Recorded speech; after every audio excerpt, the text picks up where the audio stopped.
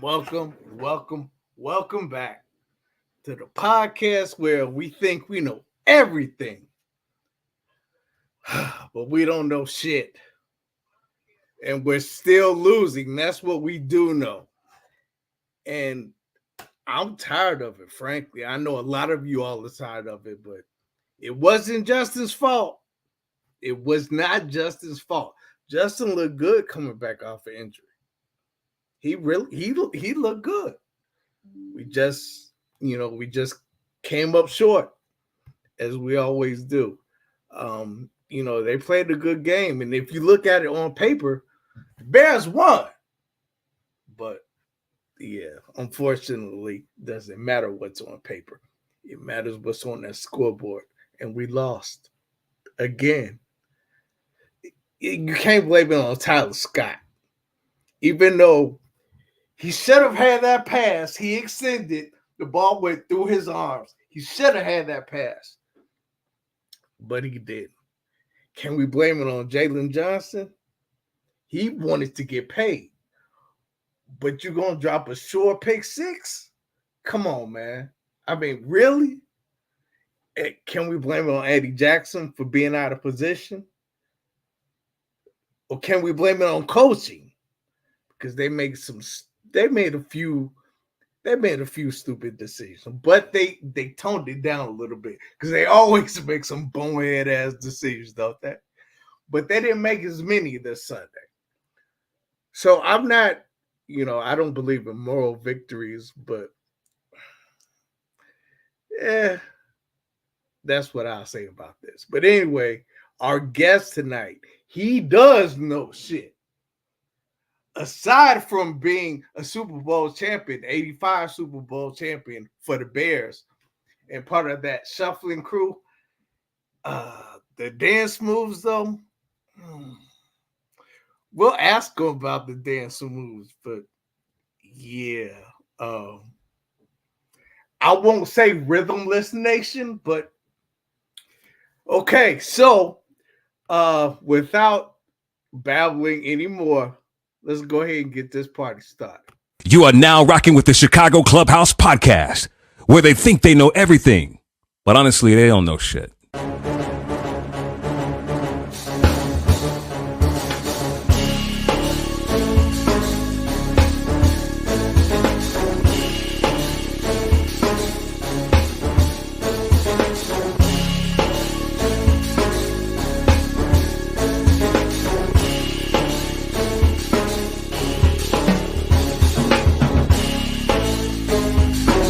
These summer league games and they tell you about these new up and coming coaches. I think we should get rid of every motherfucking owner in Chicago. Enzo and Caruso, both when they are on the court, are like your defensive generals. But they need to get that strong safety who's not scared to hit somebody.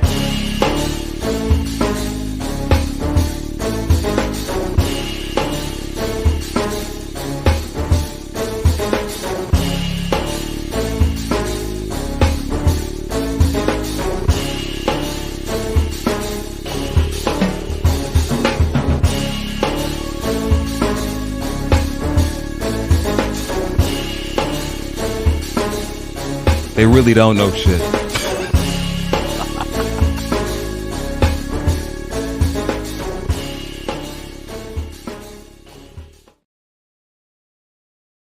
That laugh from Rick, that always gets me, man. Like, he laughed too hard when he said they really don't know shit. We know a little bit of shit. But, I mean, we know just as much as these so-called experts know. They don't know shit. So, shit, we don't know shit either. But what we do know is that we're going to have fun tonight. We're going to have a fun show. I'm going to bring in my all-star team. We got a new guy on the all-star team. He was going to make an appearance tonight. I can't wait. But first, my man who knows every single stat from every single team, basketball and football, 80s and 90s, and y'all can test them out. My man, JB. What's up, T? JB, what's going on, man? You got it, man. Just shoot.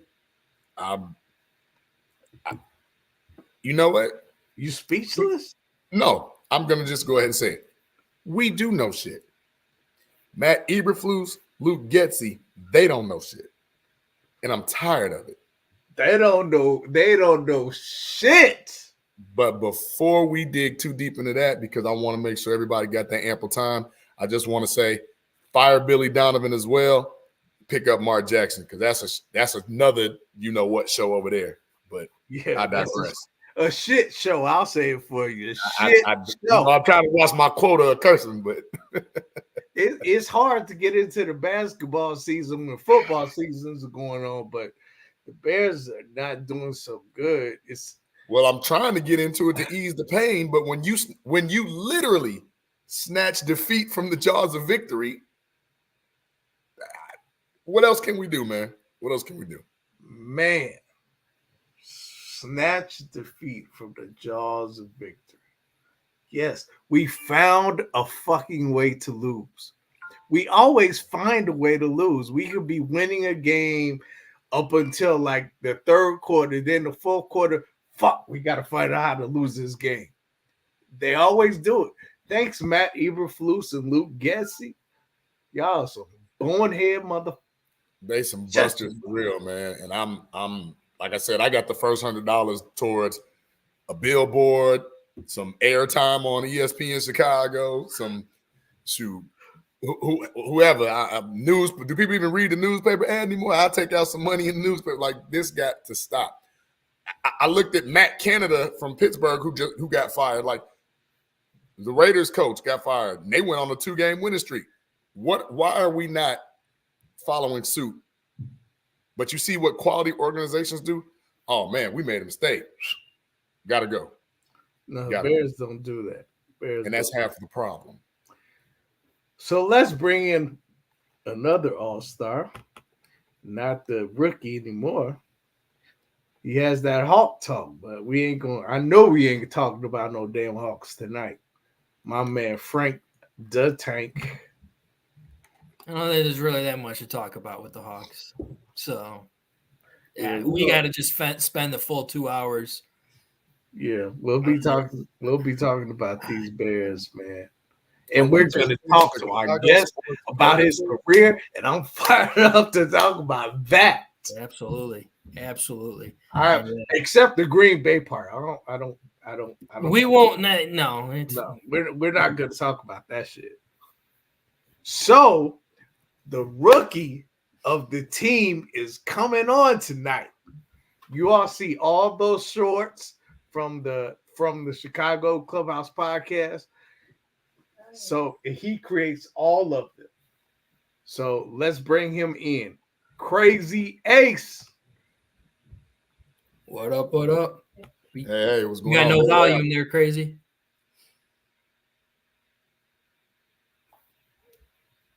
No, somebody muted me. And there you are. Me. You know what I'm saying? But yeah, Terrence muted you. How's it going? Terrence probably muted you. All right. What's going on? Bear down. Yo, bear down. What's up, everybody? So I will say that I'm happy that I get to sit here and get to kind of hang out with y'all tonight. You know what I'm saying? Really? Been behind the scenes for the last few months or whatever, and having fun, like just getting behind and just learning stuff. You know what I'm saying? So it's been freaking awesome. I really do appreciate it. And then obviously, I think we'll hit on it with talking about the Bears later on. I will say that I think I called it. I think, what was it? The last few minutes, like, yo, we play this clock, we're going to lose. And, well, that's exactly what happened. But anyways. Everyone looked at me crazy like that when I put in the chat. When I put in our normal chat, I was like, I'm telling you right now, the Bears are going to lose. You just said what everybody really was fearing. A lot of people put angry faces on it when I said it. But I was like, I'm sorry. It's all about the delivery, man. It is. It's about the delivery. I said the same thing. I delivered it different. I don't trust my coaches to close out games as much as some of the players do. So I feel like you know what I'm saying, over here pointing JB real quick, but I won't do it. You know what I'm saying? Quote away. Go ahead. No, Coney be like, hey.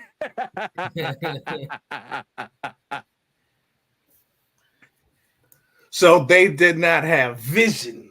Yeah, that's what I'm saying. You know what I'm saying? That's what Frank's got to have. They had with voices. They had with his bullshit. words. Right. So our guest tonight, come on, man. I already said it. Super Bowl champion with 1985 Bears. And that team was a fucking beast, a monster. Stacked. Everybody on that team was a monster. Everybody. Second string to the water boy to the everybody was a monster on that team. I was only 10 years old, but that they really made an impact on me. That's why I tried to play football. Keyword tried. So pretty much after high school, it was over with. Tried to play semi-pro later because of the Bears inspired me, but yeah, that came up short too. So yeah, but anyway, let's bring him in, Mr. Jim Morrissey. Clap. I love how you Thank say you, my clap friends. before Thank even you. bring him in. Good to be here. Good to be here. Happy to have you, Jim. Good to Thanks see you, for- Mr. Thanks Jim. for having me. Good to see you. Yeah. So what are you doing these days, Mr. Jim? I am, for the last 26 years, I've worked for Equitable Advisors here in Deerfield. So I really enjoy it. Help people out with insurance, health, life, and investments. Oh, wow. Yeah. That's awesome. Oh, yeah. So you decided to stay here in Illinois. Yeah, it's there's a lot of opportunities here. We love it here. We grew up in Michigan, so the weather is very similar. But yeah, we love it. We love it here. Raised Okay. 4 kids in the area, so they're all Oh, back. so They're all back living in the area, so it's fun to see them Awesome. all. Are they football players?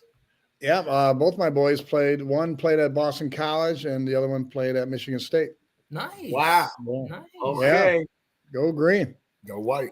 Oh, Yeah, sorry about that. Our Sorry Michigan about Wolverine guy, our Michigan Wolverine guy didn't show up today, so Oh, that was out of respect, I hope. yeah, I would think so. that. Sorry about that Duke game the other day too. Yeah. You know what? Yeah. We made it a game in the second half. We made it like a 3-point game. But yeah, I think Duke's just a better team. AJ Duke's a Hogarth. better team right now. Yeah. But don't count Michigan State out. Never count them out for the March Oh, no, Madness. we'll be in the tournament, of course. Oh yeah. Absolutely. Absolutely. Cool. Yeah. Cool. Yeah. So, Mr. Jim, are you really active a lot with the alumni, the Bears alumni? Yeah, I love being part of the alumni group. I love being part of the Bears organization when they invite us to different events and being around Soldier Field. I'm a huge fan. Have always been a huge fan. I grew up a Lions fan. I grew up in Michigan. Grew up in Hey, Flint, he Michigan. converted. It's fine. He converted. I did convert. Yeah, no question about it. It's hard to, actually they say the Lions last time they were 8-2 was 1962, the year I was born. So Oh, wow. I went through a lot as a Lions fan, that's for sure. Definitely. Yes, you did. A lot of bad teams. Yeah, They're yeah. always that team who is really, really close but can never get to it. Right. Well, they Wow. got to us. They got to us the other day, but we'll talk about that in a minute. We Yeah. want to finish talking about you, absolutely. Mr. Jim. Yeah. So Always good.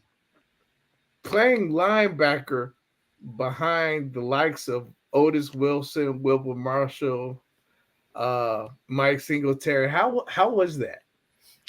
Well, I came in 85. That was my rookie year. So we had Otis, Wilbur, and Mike starting 3 there, which could have been, obviously, if not the best linebacking core in the whole NFL, for sure, top 1 or 2 or 3, if not 1. I say to this day, Wilbur Marshall's probably the best linebacker I ever played with. I played with Carl Banks, who played for the Giants. I played with him in college. He was just as good. A different type of linebacker, though. But those 2 guys right there are the best linebackers I ever played with. Otis, obviously was a force against a tight end, rushing the passer. Oh my God, yeah. And Singletary, as we all know, Hall of Famer. He did everything. He led the group. He was a vocal leader. He was a inspirational leader. He was everything.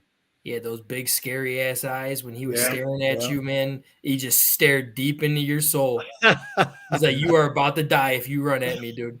Yeah, That's my kind of party. that's right. There you go. Yeah. But yeah, I mean, we had Ron Rivera was a backup. I was a backup. Brian Cabral, I don't know, Cliff Thrift. I mean, I think we had 7 guys. A lot of people don't know, but not that they know my career, but I didn't make the team coming out of training camp. I got released. I didn't know that. Yeah, I got released. I got released the last cut of 85. And basically Dicka said, I want to keep you, but I just don't have room for you. So they sent me home. I went back to Flint, and then Brian Cabral got hurt the first game on special teams. So they called me back that afternoon. So I basically missed the first game of 1985, but was there for the next 9 years. Yeah. 9 years. Yeah. You earned it for sure. That's awesome. So Jim, let me ask you, just because I know coming out of Michigan State, with the way that football was played back then, the scheme, that 46, did that kind of suit you? Because not that you played something similar, but you all did play an attacking style of defense up in Michigan State back in those days. Explain how you just kind of fit in with that. I tell you what, I picked it up right away because it was basically, when we in college we didn't run the 46, but we ran a different scheme at Michigan State. But the way the linebackers played was very similar.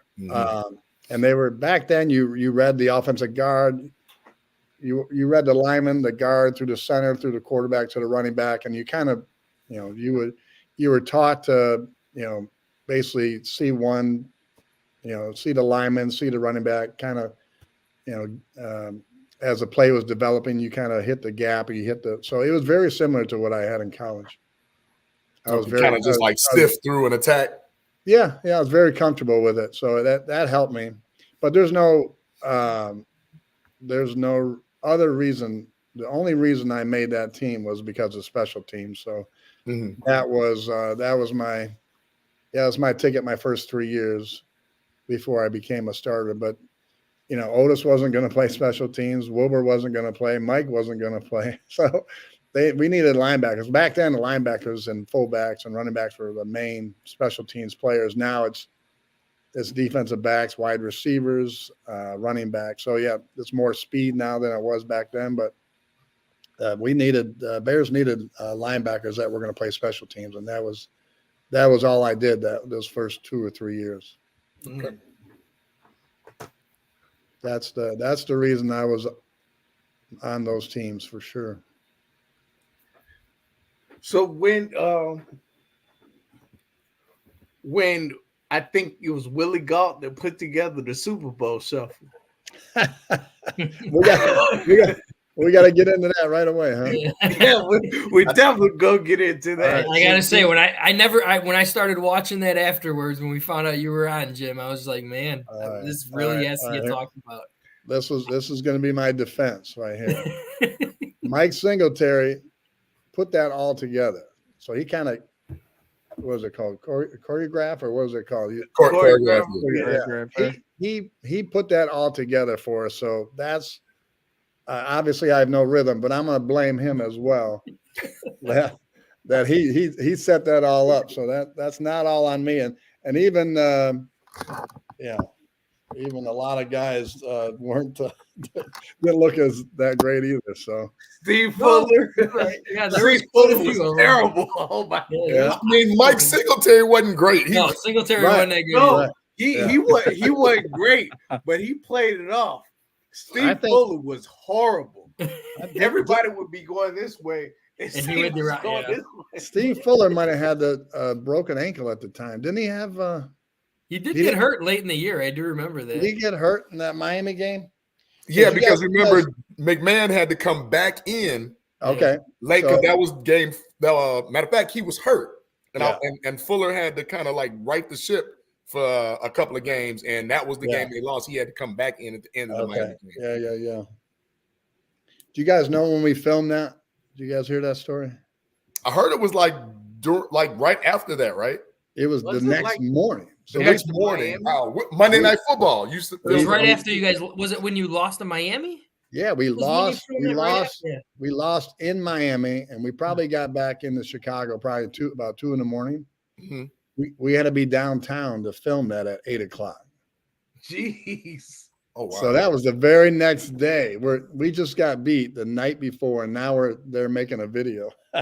So okay, Jim, because I know a lot of people always wonder. My mom had the album, the 33. She had the videotape. We watched how it was put together and everything.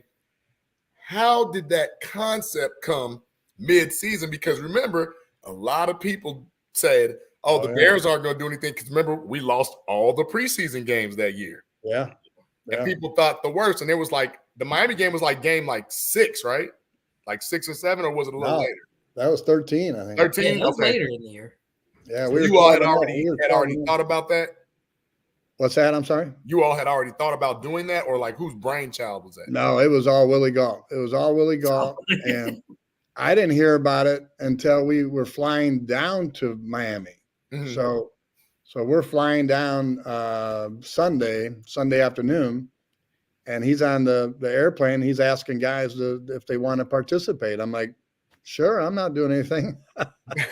I'll do it. Why not? So we were there from 8 a.m. till 6 at night on Tuesday, the whole day Tuesday.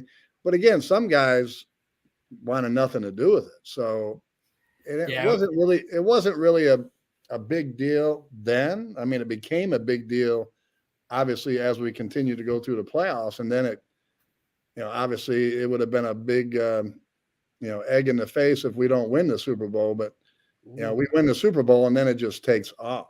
I was gonna talk about the comments, and we got a lot of comments coming in, basically saying it was like you got to have a lot of brass balls to actually do that pretty much in the middle of the season.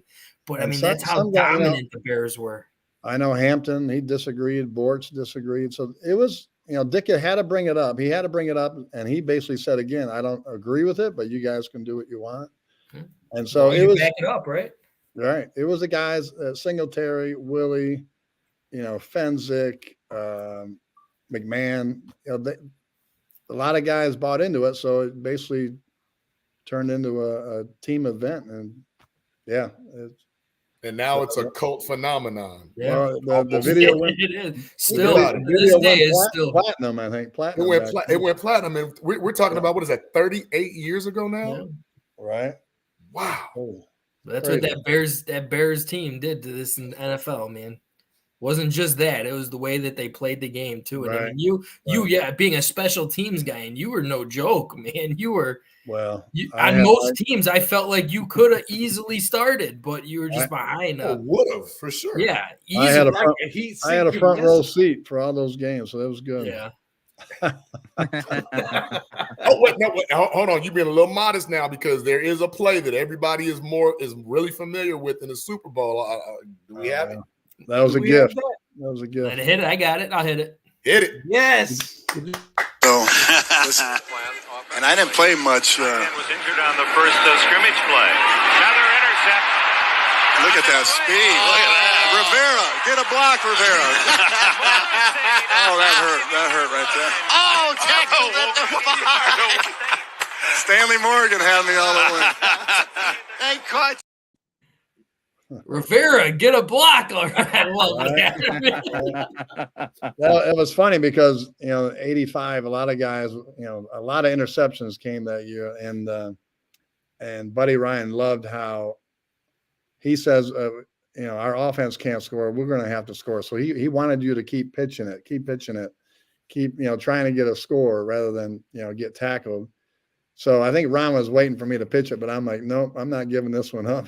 No, absolutely not. It's the Super Bowl. And then a lot of people don't know, you became kind of synonymous with getting interceptions from the linebacker position through your career for the Bears. I believe you had 10 complete, including the playoffs? No, 11 including the playoffs, right? Yeah, 11. Yeah. So I mean, when I became a starter in '88, it was myself, Rivera, and Singletary. We're the three linebackers, 88 to 92. And then John Roper, Dante Jones, Ron Cox, they worked in throughout those years as well. So we still had a strong core. Not Wilbur Marshall, Otis Wilson, but we had. There's not any core who could have. Right. Well, remember, we were a little upset because they didn't want to pay Wilbur. Then he went to Washington and won another 2 Super Bowls. It's like, hey, man.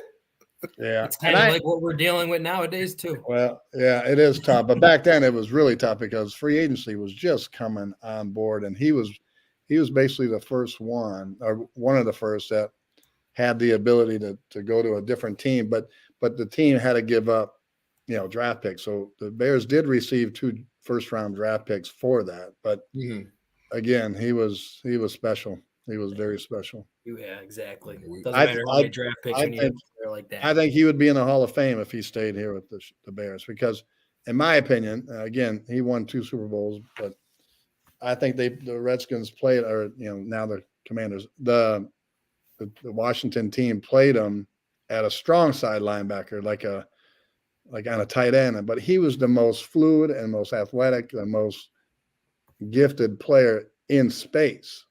He could cover wide receivers, and he could rush the quarterback just as good as anybody. So yeah, he was definitely a great player. And I mean, with you being, because I know a couple people were asking, like they weren't aware if you were drafted by the Bears, and you were drafted in the 11th round by the Bears. Right. Because back then there were a lot more rounds. Yeah, 302nd player. Yeah. But I mean, how did it feel like coming to Chicago? I mean, you had like Dick Butkus here before all that. Like they already had a very strong history of linebackers that still continue to this day. Yeah.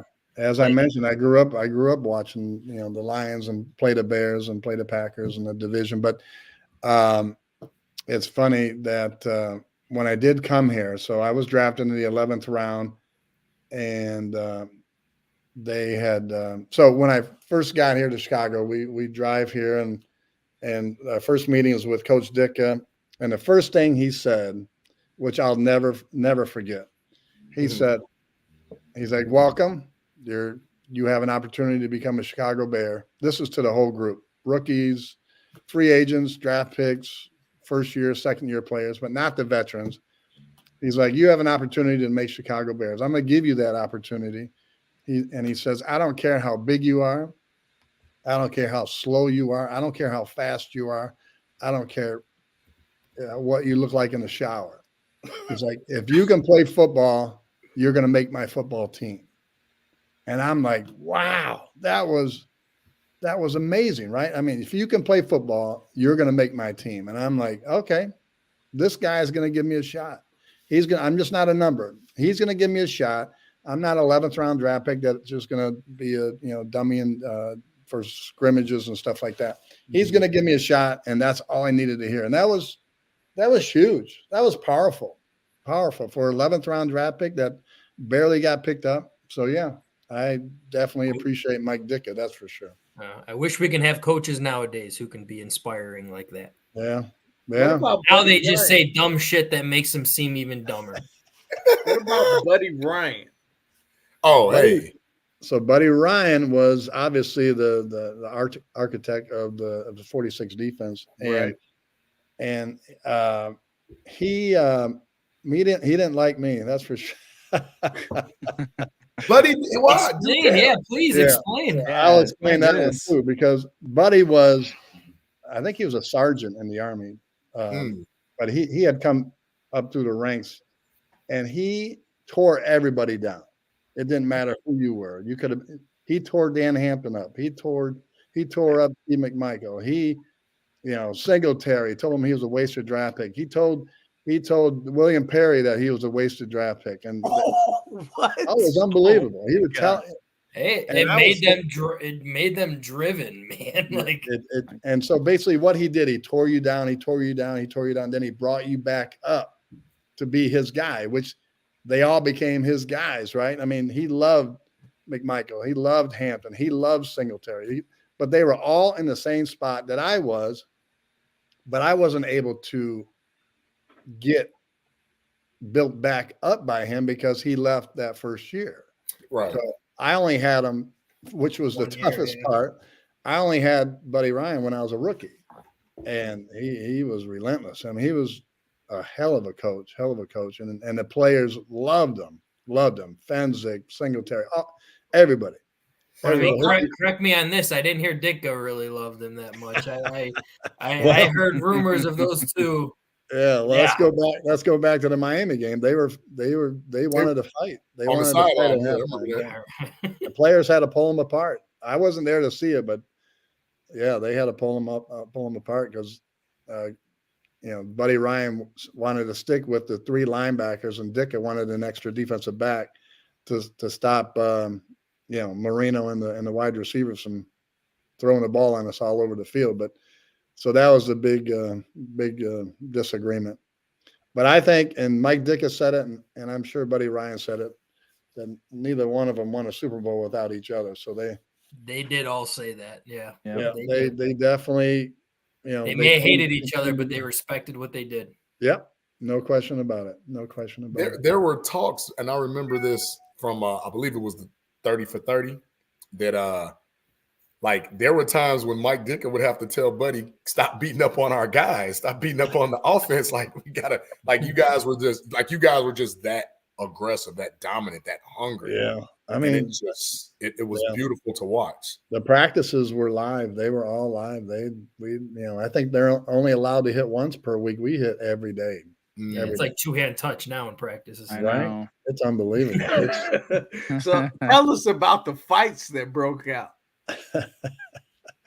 I don't know too many of them, but it was just intense. Mark Bortz would try and choke you every time.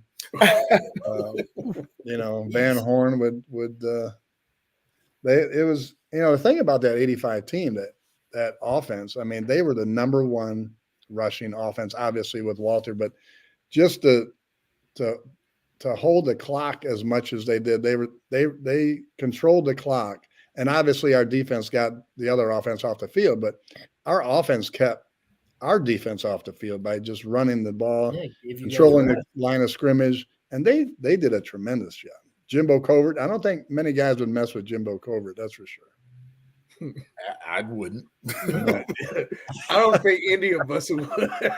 No. And crazy thing is that line as well, the Black and Blues brothers, like those, you didn't see that combination. You might see that combination slightly now, with with how the Philadelphia Eagles are doing. Yeah.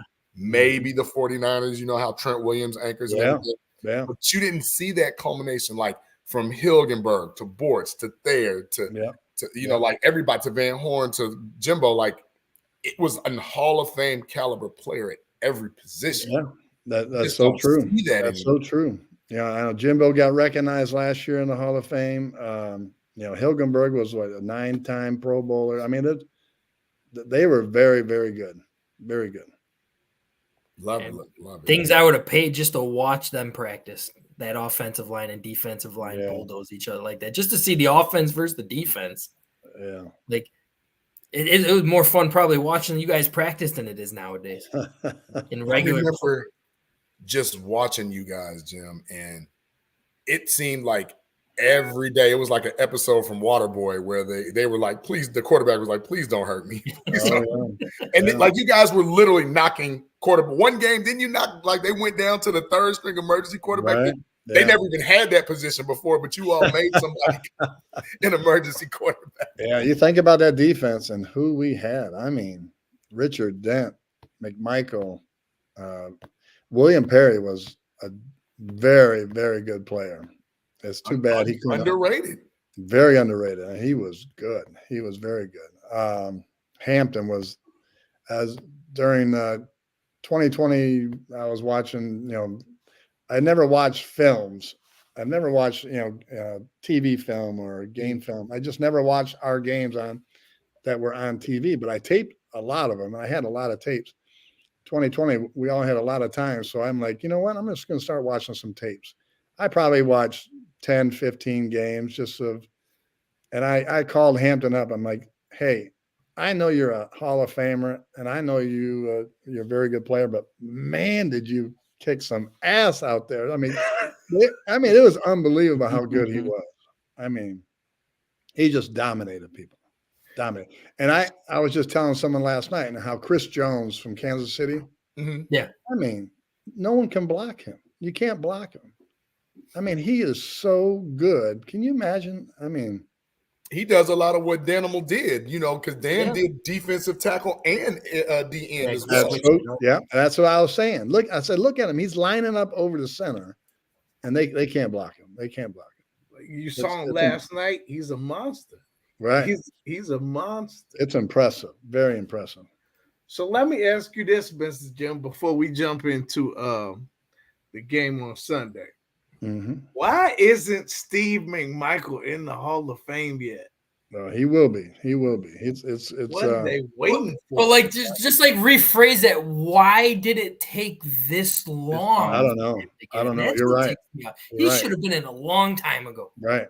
Oh. He has some great stats that people are like, wow, really? And he's like, yes, he's got all those sacks, and he's got, most games played by outside of Patrick Manley, who's a long snapper, but McMichael, he's going to get there. That's a great question to segue to. Hold on to you real quick, because I want to ask Jim that too, because you were with these guys all this time, and you saw not just the potential, but you saw the greatness. So why is it taking so long for others? Because like you stated, Wilbur Marshall is a Hall of Fame worthy candidate, and you look at what Mongo did, and there are people, and I'm not going to take anything away from anybody that made it, that played the game, that got there. But you look at the Richard Seymours, you look at the Brian Youngs, God bless them, guys that had way less stats. Right. And Mongo should have been like, bam, bam, bam. Right after Mongo, it should have been like a domino effect, right? And I always say this too, when you were making those comparisons, Warren Sapp was a first ballot Hall of Famer. He has identical numbers. Yeah. Both of them are almost identical. I don't know. Maybe because there's so many Hall of Famers on the team already. I'm not sure. And that's where I think. And that's too bad. If that's the case, then that. Okay, but if that's your line of measuring greatness, then you're flawed, because now because that's like saying the 90s, the Bulls shouldn't have Rodman and Pippen in the Hall of Fame just because they had Jordan. That's bull. I hear that's you. bull. Yep. Like, give that his flowers. There's a lot of people like Otis Wilson. I know he said it. I know Mike Singletary said it, and Wilbur Marshall all said it. It's like, we wouldn't be where we were if it wasn't for him.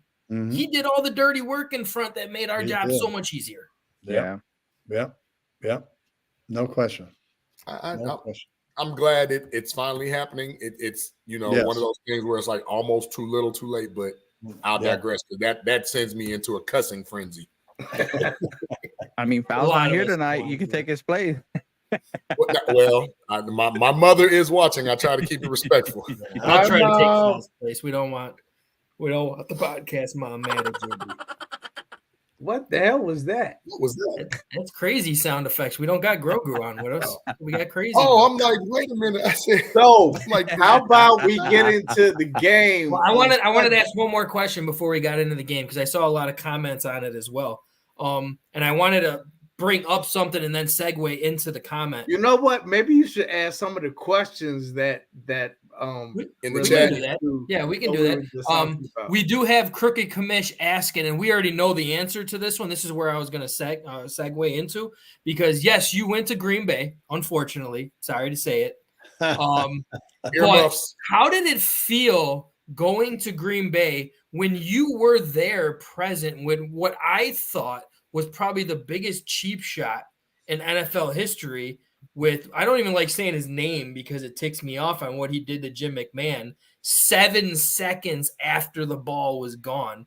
Like, and then was he on the team when you went to Green Bay? No, okay. He wasn't there. All right, no. I guess that makes it feel a little bit better. That was probably 5-6 years later. I thought that's so funny you brought that up, because remember Ken Stills hit Walter Payton out of bounds? Do you remember that? Yeah, there were a lot of cheap shots. Yeah, those games were intense. The coaches hate each other. Forrest Gregg and Ditka, they brought their playing days to their coaching careers, and then they still hated each other. But they brought that Bears-Packer rivalry. Yeah, those were some great games, and the Packers, they had, they had a hard time. They had a hard time getting over the hump of beating us. But But yeah, that was a terrible, terrible play. He should have been kicked out of the league for that one. That was yes. Yeah. Well, if I remember correctly, Charles Martin said that he was getting death threats, right? I did hear that too. Yeah, and that was back in the day when people were literally sending letters in the mail. So, right. Yeah. I sent them one. I sent them a death threat. See, I unfortunately am still young and I wasn't alive for those 85 Bears. I was 10 years old and sent a death threat. Hey man, make sure nobody's clipping that. You know what I'm saying? Like, well, no. Like I mean, we're just reporting news at this point because those are historical facts. Clearly, we were kids, so it wasn't us, but we can read, you know. And it was just like it was one of those things where, like, and a cheap shot like that kind of like changed the trajectory of the Bears because remember too that next season at 14-2. The Bears defense statistically actually was a little bit better than the 85 team, of which I thought we were gonna win, you know, back to back. I think did we lose to the Giants or was it the Redskins? Redskins 2 years in a row. Yeah. Okay. 86 and 87, 88. Right, right. Okay. And then the Giants beat them the year after to go to the Super Bowl, right? Yeah. Okay. Yeah. So like that one domino just kind of like changed because Jim was never the same after that. And I know unfortunately, he went to Green Bay, Philly. He went to Philly. I forgot. I say, hey, guys got to get paid now. We're not that mad. Guys got to get their checks and take care of their families. Sometimes we will say the Bears organization. There are some times where they just don't. As good as that defense was, as good as that offensive line was. I mean, we had great receivers. Obviously, Walter Payton the best. McMahon was the key. I mean, we have him for the playoffs in those 3 years. I mean, it's a different game. He was that good. I mean, people maybe don't. He would have been our 4,000-yard passer. He would have. He was so good. He was so good at just knowing where everybody was and then where the receivers are making their break. I mean, he was just smart. And he had a stronger arm than a lot of people give him credit for. He had a really strong arm. And I know a lot of people always say the only knock that they give on Jim McMahon was, I mean, if he could have just kept his body, like just kept himself in shape and all that type stuff, he could have been one of the greats at quarterback. I agree. I mean, he fell victim to injury. Like it wasn't really his fault. But I mean, I do hear a lot of people, and I don't know if this is true. These are just what people say. It was like his work ethic, like outside of football, was never the strongest. Like whether it be working out, whether it be just keeping yourself in shape. Yeah. So there's a question in the chat going back to Buddy Ryan, and they're asking, was Buddy Ryan the type of coach that could tell you he was a great X and O's guy and he could tell you how to play something, but he can't show you. He couldn't show you how to play it. Was that true? I don't know. I think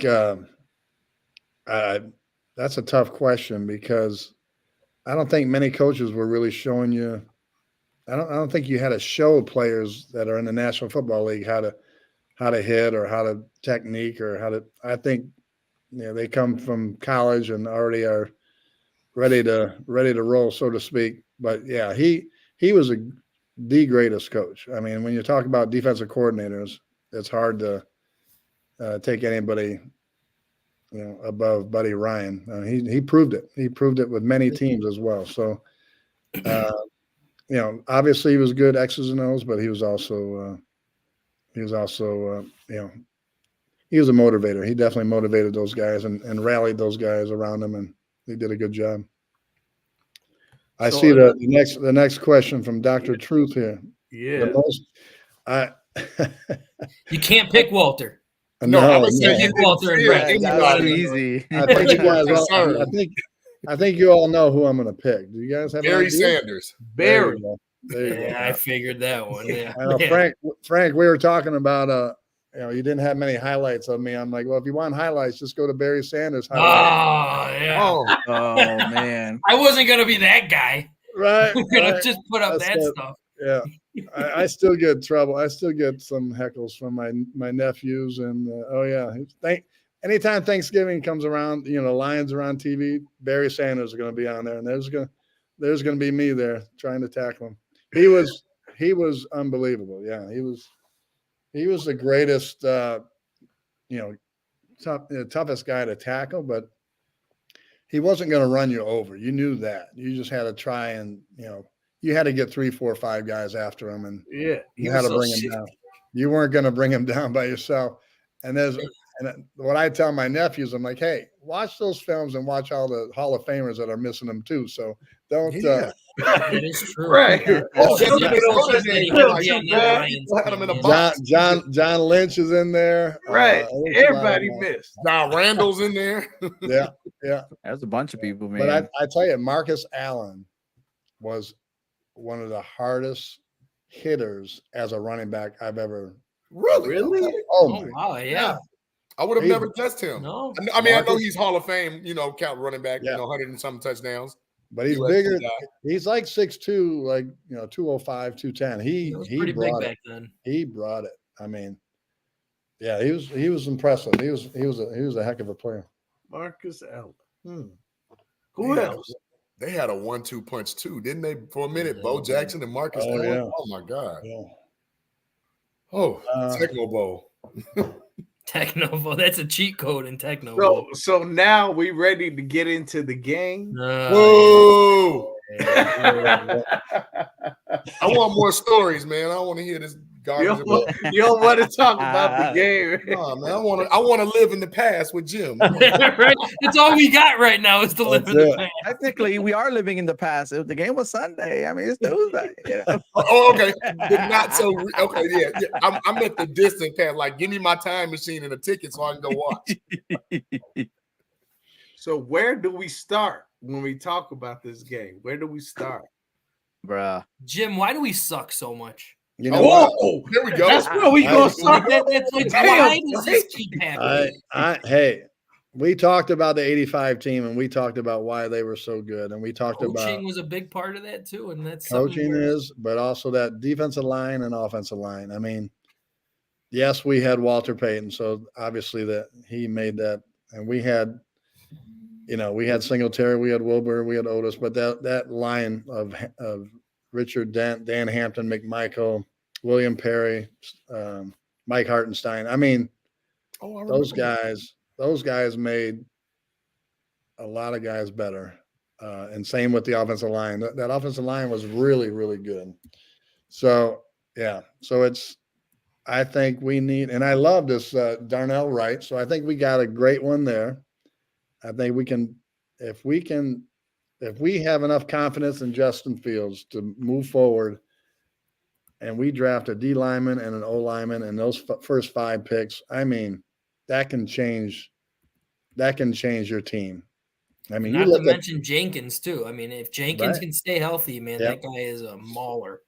If you look at the Eagles, look at their offensive line, look at their defensive line, look at obviously the Chiefs have, Patrick Mahomes, but they have a pretty darn good defensive line and their offensive. You look at Dallas, it's no secret what you need. Exactly. There's no secret. That's why I can't understand when teams keep drafting defensive backs in the first, second, third rounds. I'm like, man, get those other guys up front, and then they make your defensive backs better. You can get some great players in third, fourth, fifth rounds. True. You need those big guys. You just need them. It's just, and we just talked about 85 team, and we can go into the 70s and talk about great teams, and you're always going to find a defensive line and offensive line. There's no question about it. So what's the disconnect? Is it smartest guy in the room syndrome? Is it ineptitude from the scouting department? Because I mean, I can go back and list some names of like, wait, we drafted who? Like Gabe Kareem.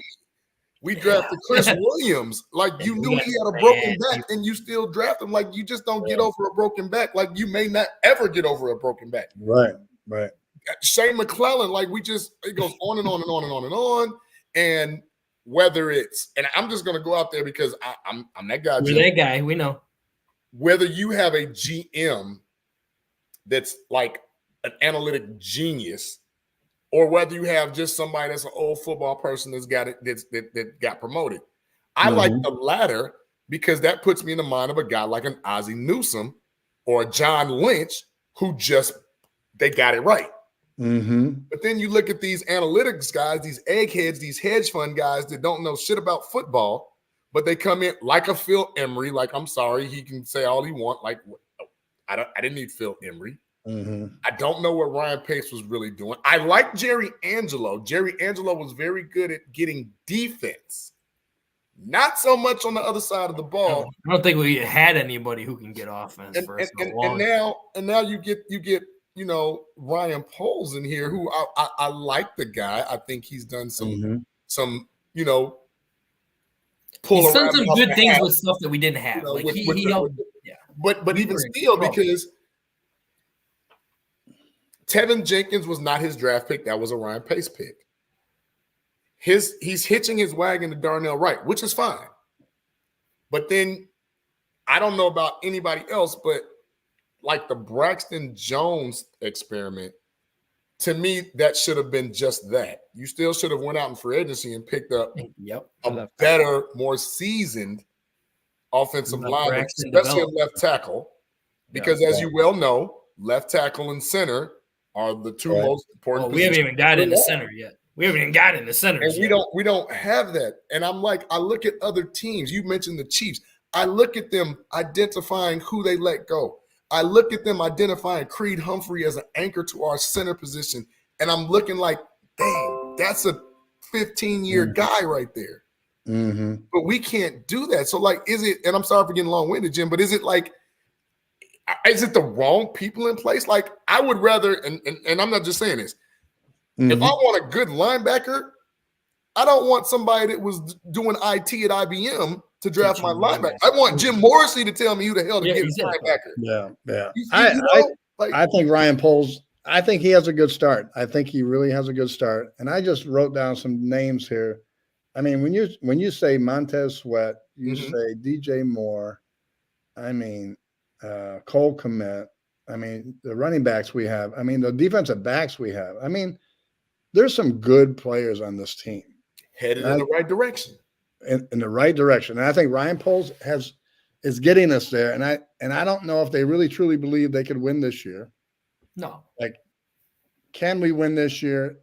Yeah, we probably could. But then if they go all in this year and then it doesn't, then now the next year, I just think he's building.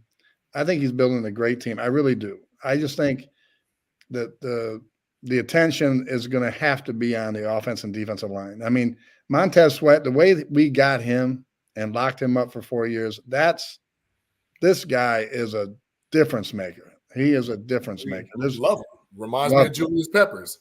And all you got to do is put one or two guys there with him, and he's going to be even that much better. So I'm encouraged. I really am. I know it's hard to watch games like that. You know, we just lost to Detroit. Yeah, let me ask you this then, Jim, because I agree with what you're saying with Poles, and we're headed in the right direction. But are the right leaders in place to lead them? Because if you haven't noticed on this panel, Eberflus sucks to us. It's unbelievable how much. But I mean, not nearly as much as like Getsy kills us with what he's doing with Justin Fields. Like, you look at that game. You look at that game on Sunday. For 3 quarters. I mean, Pardon, I maybe thought he ran Justin a little too much, but at the same time, it was a very good play calling. It was very good system that you put in place for this game. And we were on the brink of beating a team 8-2, who's probably guaranteed to win our division this year. Right. But then you go right back into the bullshit that does not work when we lose the lead. Like, I just don't understand what goes through coaches' minds when they do this stuff. Yeah, I can't speak to that. I've never coached at that level. I mean, you're looking at a number of things. You're looking at, okay, we have a 12-point lead. There's 4 minutes left.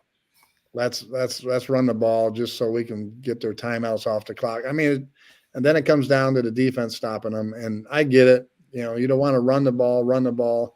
And then throw it for an incompletion, and they only take off, 20 seconds. 25 seconds. Yeah. So And I mean, get that. You said that perfectly too, because I wanted to segue into something else too. Like, because you brought up the defense needs to make stops. Why do defenses do this soft cover two bullshit? Why do they do it? It's the craziest thing. You're stopping them the whole game. You're getting interceptions. You're getting pressure, and then you just go into that prevent defense. Yeah, I can't answer that one either. But yeah. Well, Jim, I think you can answer this because I'm not even going to talk about the great Buddy Ryan, but I'm going to give somebody else's near and dear that you know. Vince Tobin wouldn't have played like that. There's no way. There's no way. Right. I mean, I don't know why you stop the attacking defense. If it's working now, sometimes you don't. If you're not doing it during the game, then maybe you shouldn't be doing it at the end. But I don't know. I can't answer that question. Vince Tobin obviously was a great coach. God rest his soul. Yeah. He was a good man too. And I understand what you're saying as far as like if it didn't work, you adjust, you make adjustments, you change it, you try to find something that works. But why, when something works, you change it? Don't change it until it stops working. You look at the whole league and you look at college football, NFL football, every team does Everybody does it. It drives me. I don't see the Baltimore Ravens. I get trying to kill the clock, but there's a difference between like trying to like kill the clock and then just go and killing yourself. You know what I'm saying? When you go and like you said, they go and they only 25 seconds, whatever the case might be. Like, but still, you got to be able to change it up a little bit. Like, you can't go and expect to run right down the gut when there's 8 in the box.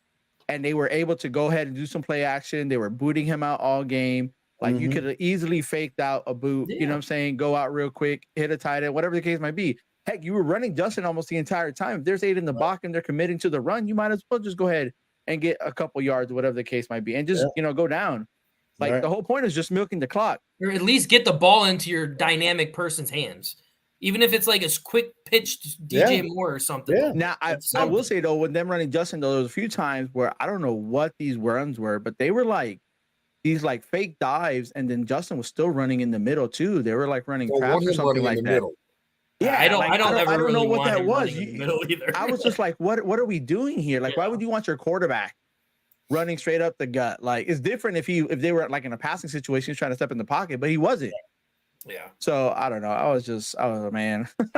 Crazy. Definitely frustrating. There's no question about it. Yeah. Jim, I want to break something down to you because I just have to ask. When you have the defense playing to that level, right? 4 turnovers. That was a fumble and a fumble recovery, and then 3 interceptions. Should have been 4. Should have been 5, actually. I'll take that as well. You kind of have Jared Goff, his number at this point, right? Why is it on the offensive side of the ball, the difference between going and getting 9 and getting 12 is still a 2-possession game, no matter what it is? You still, 2 touchdowns, you still lose 12 points. But why wouldn't you go for it knowing that your defense has been pretty much perfect? Yeah. Which is hard for us to say. But wouldn't you say kicking a field goal also is saying my defense is going to stop them from getting it in the end zone twice? Because it's a lot harder to get it in the end zone twice than it is to get it in. If you want to add another layer, if you want to talk about that first kickoff they got after Detroit scored and they still had the lead, they called touchback and just started from the 25 versus trying to take it to run off the ball. I mean, that part, yeah, but I'm speaking to mindset of coaching with your gut and your feeling and knowledge of football as opposed to going to the analytics. Because as you know, we've seen this happen on many occasions in the NFL, and it's just that type of bad news Bears mentality and just the way the ball bounces that always happens with this particular regime. Yeah. Oh, no, 100%. Yeah. Yeah. And that's why I'm asking you, Jim, like at least if you know that you're buckling down on defense, hell, you're 3-8. Right. Yeah. I mean, at that point, you might as well. No, I agree. I think now that you bring that up, I think I was thinking the same thing. Like, why don't you just go for it? Yeah. Because it was like 4th and 2 or 4th and 1. It's not like we were playoff contention right now. Yeah. Yeah. And it's like, Yeah, I'm sure they're discussing that today. I mean, and again, I do agree with the idea that the longer you coach, the better coach you become because you go through so many different situations and that's a situation that before I made the wrong choice, at least now I know. So I don't want to make excuses, but and not to mention too, we are down 2 coaches too. But see, we refuse to get coaches for the 2 coaches we don't have anymore. But Frank, listen to what Jim just said. You don't want to make excuses. No, absolutely. But to this point, there's nothing you can do but make an excuse because how can you, if you go to the podium, I'm gonna put your coaching hat on, Jim. If you go to the podium and speak to the masses, what can you really say except, guys, that's on me?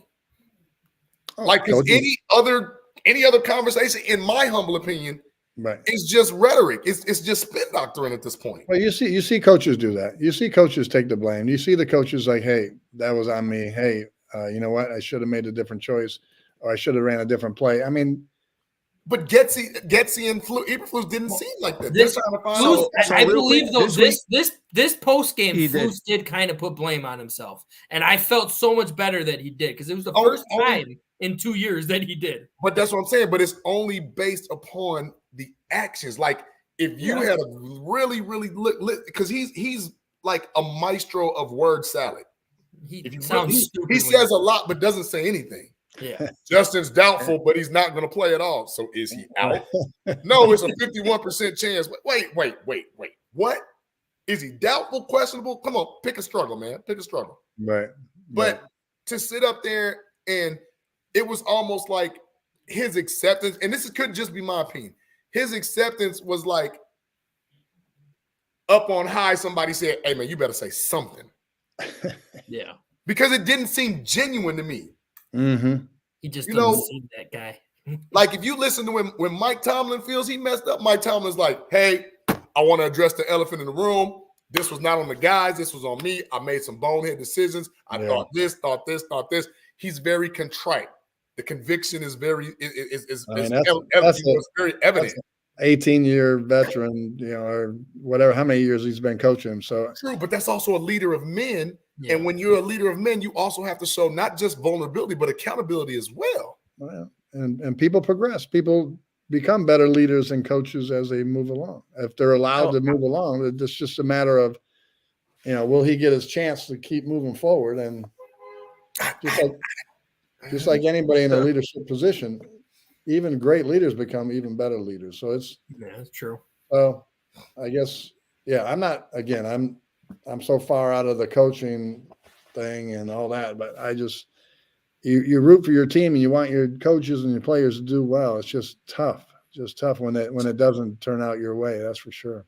Yeah. So I got to quit. So accountability has been kind of a theme too, the last, I would say few weeks, right? When we're talking about coaching or whatever. Mm-hmm. And so from a former player's perspective, I say, how would it go and did it make you feel when the coach was up there and knowing that it was him, but he didn't take any accountability and was just like, oh, well, it was just one of those games. Or, I get not trying to call out the players, right? Because, they go, you guys went out there, you play hard for freaking 60 minutes, you know what I'm saying? Mm-hmm. The sweat, the grind, or whatever the case might be. But sometimes, the players know, yo, I don't know what the coach, I don't know why we called this. But then he stands up there, we're like, just one of those games. So, yeah, we just got to get better. Or we're close, even though we're 3-8, but we're close. We're close, guys. Right. But I mean, from your perspective, though, how would that make you feel? Or what do you think, from a player perspective, the coach said that versus just taking accountability? See, a coach could have said anything. And I'm thinking, that's his responsibility. That's his thing. What can I do to get better? It really didn't matter if a coach backed you, didn't back you.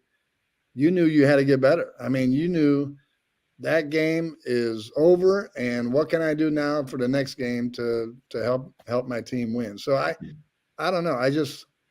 I wasn't the type of player that was thinking, I wish the coach would have backed me, or I wish he would. I just knew, good, bad, ugly, I had to get better. But see, Jim, where is that though with them? You knew day to day you had to play your behind off because there may not be a tomorrow. Correct.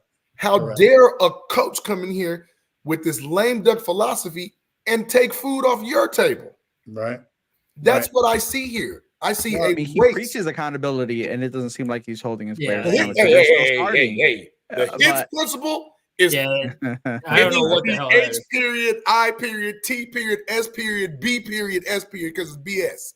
Yeah. That's what it needs to be. All I know is the T and HITS better be to learn how to tackle because nobody even knows how to tackle early right now either. So they've gotten better with the exception of Edmonds. I mean, Edmonds is still a good player. But maybe it's coaching. Maybe this scheme is not. You know what? It could be schemes. It could be coaching. Yeah. Because I look at it like this: when we have Andrew Billings in the game, our run defense goes up. Mm-hmm. When we don't, I know the linebackers are getting a lot of work because the running backs are getting to the second level. Right. Yeah. And that's painful to watch because now you're counting on maybe 2nd and 7, 2nd and 8. Now that's turning into 2nd and 4. Now you're 3rd down. Now the playbook is wide open. Right. And it's like now you want to dictate to the defense. I mean to the offense. I want 3rd and long so I can sit back, cover, keep everything in front of me, bam, get off the field. When you're in literally 2nd and 4 or less, Jim, tell me if I'm mistaken, every page of the playbook is open. Exactly. No question. Yep. And it's like, why do we put ourselves in these situations? Yeah. Now, the defense has played better, and I will say this. I'm not trying to be as much as a hater as it seems that I am. I think Eberflus had some really good talent in Indianapolis, which led to him having that 10th ranked overall defense. And I think one year he was like 8 or 9, like back-to-back years, something like that. Mm-hmm. But a lot of that, from what I'm going back and watching and then reading other players' comments, a lot of that was individual effort from the players, not necessarily the scheme just working so greatly. Mm-hmm. And to me, it's easier to coach and look like a genius when you've got a lot more talent. When you have less talent, tell me if I'm wrong, you have to scheme things more equitably, right? Well, there's no question about that. That's just a guarantee, right? If you have a player that's a hell of a player, you can put any scheme behind him, and he's going to be a great player. But I agree with you, and I've always said that sometimes a scheme makes a player. Like sometimes you're in the right position at the right time, and you have quality players around you, and you're gonna be a good player that become great. You can be an average player that can be very good. And I'm a big believer that if you get into the right system with your ability, it doesn't have to be an all-star ability, but if you can get into the right system and be a piece of that puzzle where all of you guys are working together, you can be a very, very effective football team. That equals success. Right. And that's going back to what we were talking about before. I mean, I think we have some of those pieces. We don't have them all yet, but hopefully we get that soon. Yeah, I mean, I love your take on the linebacking core of the draft picks and definitely the DBs. I love your take on that. But if we don't do something in the trenches, and Sweat, excuse me, Sweat is one piece. It's a huge addition. It is a huge addition, but you still need more. But there's in my opinion, there's no one in the draft that you can get this year that's as good as Montez Sweat. I mean, I agree with that. So that was a bonus. That was a huge bonus. Yeah. And now, if we can put 2 or 3 guys around him, if we can just, you mentioned, JB, all the times we missed on the draft. I mean, if we can just get that right, 2 or 3 years in a row, yeah. And I mean, even with the Montez Sweet signing and everything, we still have a lot of money. Sweat. Damn it. Sweat. I keep saying Sweet because every time just comes out that way. Sweat. Uh-huh.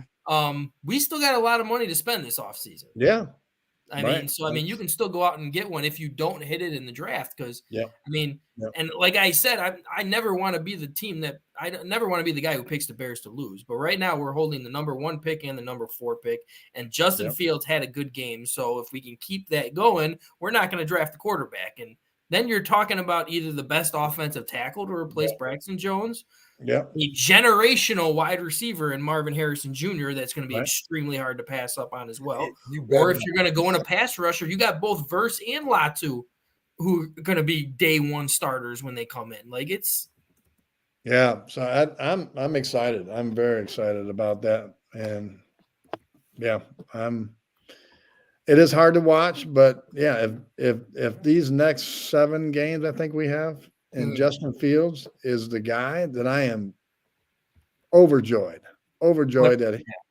But let me ask this too: like, if Justin Fields is the guy, which I'm hoping he is, everybody's hoping he is, we want him to be, is Getsy here next year as your offensive coordinator? Oh Lord! Because I for the love of God, please no. Well, someone has to have that conversation with Justin. That you would think that the head coach, I like that, and I just don't think the Bears organization is those type of people who would do that. Like me, and I always bring this up too because we always like to bring out what Justin Fields' his backup at Ohio State is doing right now with the Houston Texans. Mm-hmm. When you brought in an offensive coordinator who pretty much ripped up his playbook and said, I am building an offense around the skill that he put in at Ohio State. That's what I want somebody to do with Justin. Right. If I hear another coach come in and say, it's like, well, Justin would fit perfectly in my system. Fuck your system. Get your system out of here. Build a new system from what you have. Right. I agree. And it's just sad that nobody does that stuff anymore. Very few do it. All I think of with Luke Getsy is I think of the dude from The Waterboy when he's trying to call plays. Yes. Well, I actually, hold on. I still have that. There it is, actually. Come on. Come on, everybody. All right, this is it. Okay? This is the play. Okay, the quarterback. 2 receivers lined up to the left, 1 to the right. There's a flanker lined up to the left behind the quarterback. Okay. Yeah, he gives the ball. No, he doesn't. He doesn't get the ball. The receiver goes all the way over there to the left. Once the quarterback has the ball, he fakes to the left. No, he fakes to the right. He doesn't fake. He thinks about faking. He pretends to fake. I don't know where I am. I can't breathe. Oh, this room is getting smaller. I have to sit down. Hang on here. Hey, come on. That's Getsy. That's Getsy right there. I'm telling you. That's like the perfect Luke Getsy's clip right there. Oh, that's hilarious. Hey, that put a smile on my face, man. I appreciate it. Thank you. But back to what you just said, like, Jim, we gotta hit like no other in this draft. And I'm sorry, this is the draft where I don't want polls to, like trade to try to get a whole bunch of other picks. Right. And because right now we're in like win now mode, right? We have to be. But this has to be our 83 draft, or this has to be our 80, and in 2 years we're in the Super Bowl, because you think about the players we got in 83, Jimbo Covert, Willie Gault, Dave Durison, Mike Richardson, Mark Bortz, Richard Dent. I mean, and you just look at other teams and see who they pick up, of great teams throughout the history. I mean, it always comes down to one draft that they just hit on everything. But okay, and I'm gonna go out on a limb. Those are far and few between, because in the later, people don't understand, it's the later rounds that actually bolster your team. There you go. Right. Yeah. And Richard Dent, 8th round. Mark Bortz, 8th round. Sean Gale. I forgot about Sean Gale. Sean Gale, 10th round or 11th round. Yeah. So Leslie Frazier was a free agent. And again, that goes back to scouting. But in my opinion, we have the Panthers pick. We'll put up the schedule in a minute because we always like to do this with our guests. But assuming things stay as they are and Arizona doesn't do something quirky, and we have the first pick and the fourth pick. With the first pick, I'm going out and I'm standing firm, 10 toes down. You have to get Marvin Harrison Jr. Period. Only reason I say that is because when you talk about generational talent, you're pairing him with DJ Moore, and you're going to want to make it so DJ Moore wants to resign in 2 years. You want him to stay. Right. That's one. The second, I have a list of names for you. I don't know how much you watch college football, but I'm kind of like a nerd and don't have anything else to do, so I watch like that guy related. But there are two defensive tackles that are generational talent worthy. So that Mel Kiper says, Mekhi Wingo, 6'1", 295, and you got Mason Smith, 6'6", 315 out of LSU. They're ranked number 1 and number 3 currently as defensive tackles. One of those. Now, we always know if we look at us just drafting Javon Dexter and Zach Pickens, do we hold off on D tackle and hope that one of them steps up? I think Zach Pickens could be a game changer. He just needs some coaching up, right? But then you go to left tackle, and you got a Notre Dame kid, Joe Alt. My God, 6'8", 315, great arm length, great feet, great everything. Hard to pass on that guy. If he's there at 4, because you know two things for sure. You know that Arizona just drafted Paris Johnson. They're not drafting Joe Alt. They're also not drafting J.C. Latham, who also was the next, but he's a little hefty. He's 6'6", 360. I don't know if whoever the coach is. They're stuck on Murray for a while, aren't they? No, it's not about them being his contract. No, Arizona needs defense.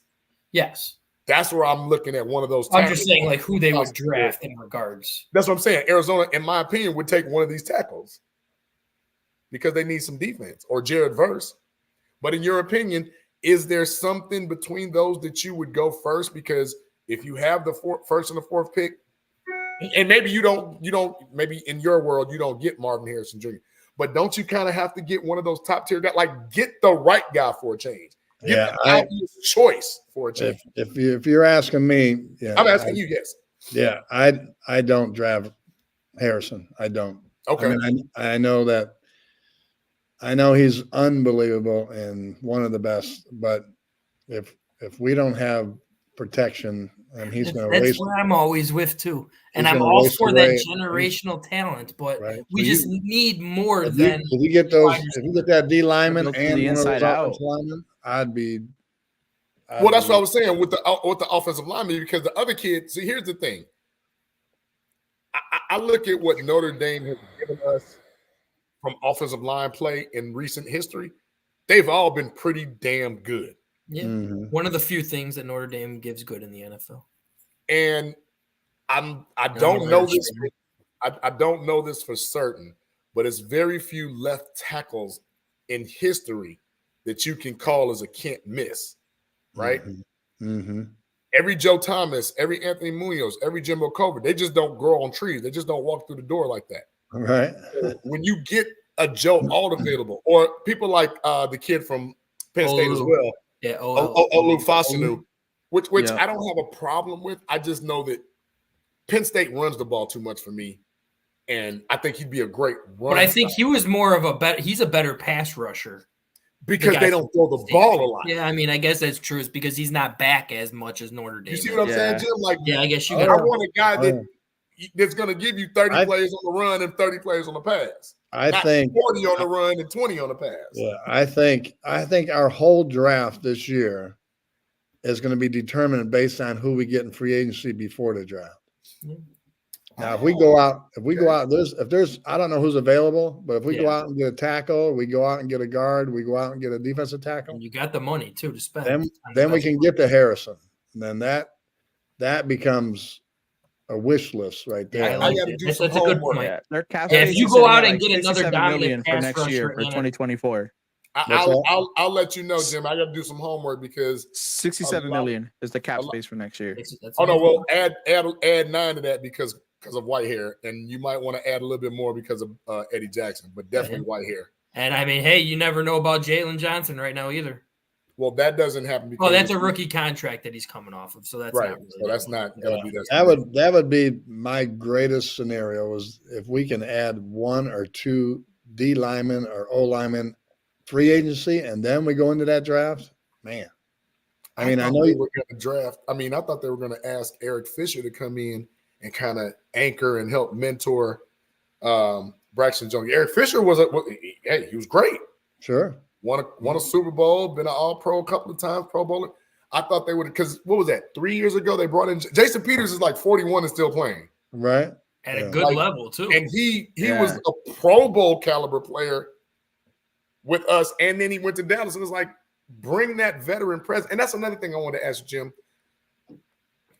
How do you feel that this particular regime had so many first-time people? No veteran presence or leadership on either side of the ball via player or coaching. Yeah. Everybody's kind of new. Yeah.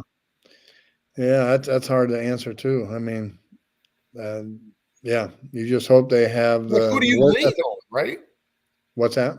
Who do you lean on? Like, if I'm Getsy and I say I'm overwhelmed, and I look at Eberflus, and first thing he's gonna be like, "Hey man, I don't know what to do. This is my first time too." Yeah.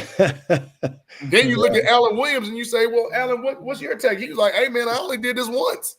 Yeah. Alan who? Williams. And you see what I'm saying? So now there's like there's no veteran guy to kind of steady the troubled waters, kind of right the ship. And I think that was a fatal flaw. Mistake. Yeah, that was a mistake. Ryan Poles. I can see that. Him to do that. Yeah, I can see that. And I think the only thing he did, offensive lineman, he brought in a few veterans, but that was pretty much it. Not good. Not really that good. Cody is the tenure. Cody Whitehair is the tenured guy. No, I'm talking about when you brought in like Dozier, whatever. But I mean, he was at least Dakota a 7-year. He wasn't, and Leatherwood was only in his 3rd year. Well, Leatherwood wasn't, but Dozier I think was in his 6th year. Real quick, to go back to Cap. Hey, to go back to Cap, Dr. Chu think he's funny talking about getting rid of some people, free up $20 million to give to Jalen Johnson. I mean, you know.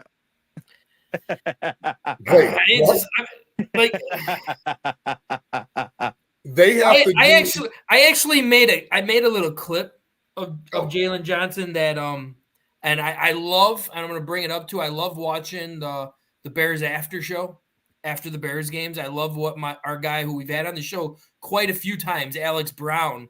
Up.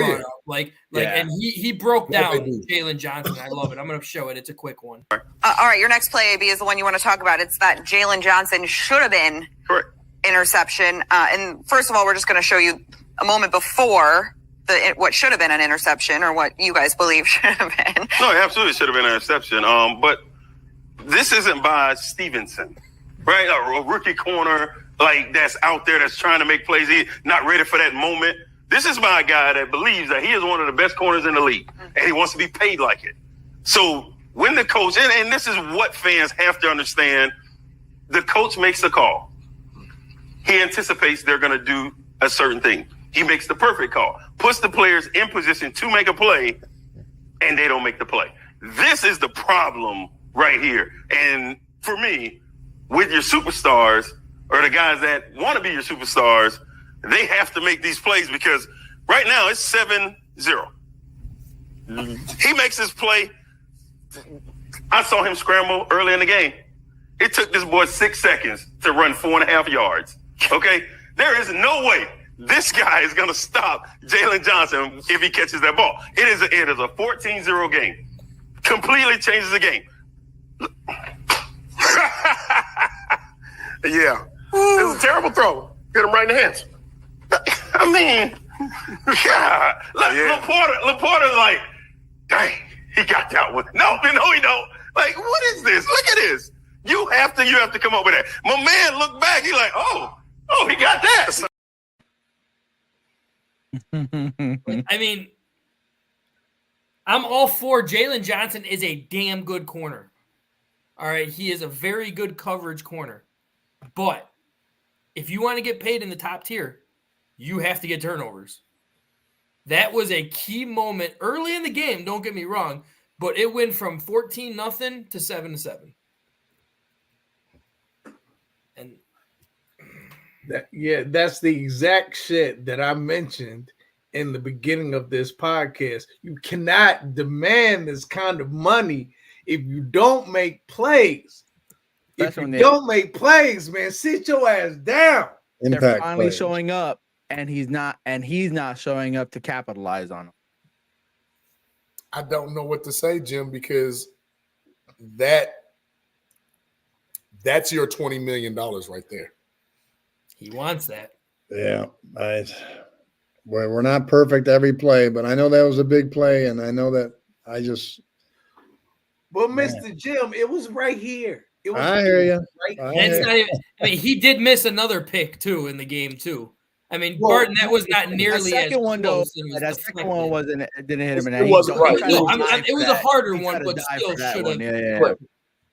It should was right here, man. Right here. Here's the thing. I will say being opportunistic in that red zone area, like AB was listening, explaining to us, but that is not why we lost the game. No, it's not. There's a lot. I mean, it would have helped, but that is not why we lost the game. Why did we lose the game? Because we're not good? No, because that's part of it. Our coaching is inept. Our coaching is inept, or they're not just inept. That's only part of it, though. No, but they're scary. There's so many parts of. To me, that loss was twofold. That loss was twofold. I think we hit it time and time again already in the podcast, was the coaching, right? The second part, which we hit earlier, was, I mean, the defense, as well as they were playing, really let us down towards the end, man. Did the defense let us down, or did the scheme that the coaches put out there let us down? You're gonna put both let us down, but I mean, I don't know. To me, when you go, like, Edmonds has to make that tackle. One, right? When you go and you keep them in, and you don't keep them in bounds so Detroit can get a timeout. This dude ran another freaking like 15 yards, was able to go out. Bojack, who as a free safety should never, ever let anybody pass you as a free safety. Okay, Right? so I've heard two different stories on that. Some people say Jalen was supposed to carry him all the way, and some people say that Eddie Jackson was supposed to go. Yeah. I don't know. Jalen stopped. Yeah, Mr. Jim, you saw it. You saw it. What's your opinion on it? Well, there's always any player is ever going to tell you that he could have done more. He could have made that tackle. He could have. I mean, it's so hard to bring 80 plays into and you're sitting down Monday morning looking at film. Yeah, there's certain plays you can play better. There's certain plays that were, bigger plays than others that you missed. I mean, it's a collection of, 11 guys on offense and defense. You got to come together. You can't point fingers. You just got to keep getting better. I know it's hard to say, but man. Why can't we point fingers? You can point fingers. But I don't think the players in that meeting room are pointing fingers. I really don't. Because they don't want to point at themselves. I think they can point at themselves when they feel that it's their fault. But I promise you, they don't want to. If I'm a player on that Bears team, I'm doing this to the sideline. Like, really, dude? That's what you want to call right now? I don't feel that they have faith in the coaching anymore. So you can't point the finger at Jalen Johnson. Well, again, you sound like Camp right now. No. That's getting. I'm saying no matter what. Like Jim said, in 80 plays, you're going to make a mistake. Yeah, it's human. Going to happen. But my point being is the timing of. I'll go back and this I'll shut up after this. Not really, but I will. You look at that Kansas City game last night. All the stuff that went wrong, right? This, that, and the third. MVS catches that ball, they win. Yeah. Period. Yeah. You got one job. Game over. Game over. Anything that happens after that, that's when you can point the finger and be like, yeah, man, that play. That's the play. Hey, I would be pointing my finger at Valdez Scanlon. Hey, look. But you have lost us the game, man. The defense played so well. This is a game like the offense is going to get yards unless you're the Jets. The offenses are going to pick up plays. It happens. But when you play that masterfully and that one play, you can always point to. When you look at the Bears game, you can't just point to one play. You point to a whole series of plays. To me, that's where it gets dangerous. And that's on the offensive side of the ball and the defense side of the ball. Yeah. I'm not running 3 straight power eyes up the guard position in a row. I'm not settling for 9. You know what, Tyler Scott? I'm sorry. You didn't catch the ball. You stopped, slowed down, did whatever. But you should never been put in that position. Because on first down, how about you got a rapport with DJ? Hell, you didn't really do anything with Cole Kmet, 3 for 20. How about you do some play action and matriculate the ball? Yeah. Don't be so freaking scared. Like, I'm telling you, like, those people irk the you-know-what out of me, because how do you play football scared? You can't. So if you can't play scared, you damn better sure not coach scared. Right. And Jim, you know better than anybody. There's no way. Walter Payton ain't in the backfield. Barry ain't in the backfield. So you know what? I got to get creative. You know what I would have liked to see? Let me get a play action slant to DJ Moore. Or take a page out of Nagy's book. Here you go, Frank. $1 in the swear jar. Where's Curl He's Curl not a Flat? swear anymore with the coaching staff. But wait, where's Curl Flat in that situation? Wouldn't you have liked to see that for the first down? I mean, it's simple football, fellas. And we talk slants all the time. It just does not happen with this regime. Hey, I don't run a halfback draw. You know why I'd like to see a halfback draw? Jahmyr Gibbs did a halfback draw. David Montgomery did a halfback draw. Positive yards. Yeah. Several times. Shit, and that's what I'm saying, Jim. Like, it's so frustrating. I'm with you. Yeah. And I'm a nobody when it comes to football. I just have a kind of like a brilliant mind. But if you look at what it is, if you say, look, not a brilliant mind, beautiful mind, because he was crazy, remember? Russell Crowe was crazy, beautiful mind. That's what I'm getting at. But if you look at what was said, it's like you played the percentages of your own. You didn't play percentages of the game. You played your own self-imposed percentages. And to me, that's a recipe for disaster. I agree. I mean, look what Lorenzo said. JB, I dated scared and she left me. See, like, nothing in life can you really do scary. It just doesn't work. Oh, we're going there now. Lorenzo's got some good ones. Confidence is key, fellas. Like, and I am so losing patience and confidence. And I don't want to go through this here. For all you people out in the American sports world, I do not want Caleb Williams. I do not want Drake May. I don't want anybody new associated with this current regime. Agreed. Because that means you're giving the coaches more time. They've been through enough. I don't need to see any more. I don't. Yeah. So I know, Jim, before we let you go, I know T always loves to play how Chicago type are you, where you get your food and everything. Because you said you're in Deerfield, right? Do you make it out to the city that often? I work at or are you stuck like me with only KFCs and No. I work in Deerfield. Okay. But so what do you want? My restaurants? Yes. Starting with pizza. Well, no, when he was a player, right? When he was a player first. Yeah, we starting there because because the restaurants have changed. They've changed. They've changed. Yeah, they've changed. You know what? I used to go to it a lot, and I just went to it probably this time last year. Was what's that steak place? The Chop House. I know Chop House. Yeah, Chop House. That's an awesome place. I like that. Yeah, I'm a Portillo's guy for lunch. Yeah, Portillo's. Okay. Yeah. Okay. I like a good beef. We have Rosati's up here. Rosati's Pizza. Rosati's Pizza. Yes, that's a suburban type pizza. That's a suburban type pizza, guys. Relax. I'm not a deep Chicago. I know Rosati's. It's in Chicago, but on the outskirts of Chicago. But yeah, you're not a Chicago restaurants. Yeah, not a deep dish guy. So when you were here, did they try to push like Pizzeria Uno and Pizzeria Do on you guys? No, I don't think so. I can't. What did they push on you guys for the deep dish? The company, you mean? Yeah. I mean, I think Lou Malnati's. Oh, Lou Malnati's. Okay. Yeah.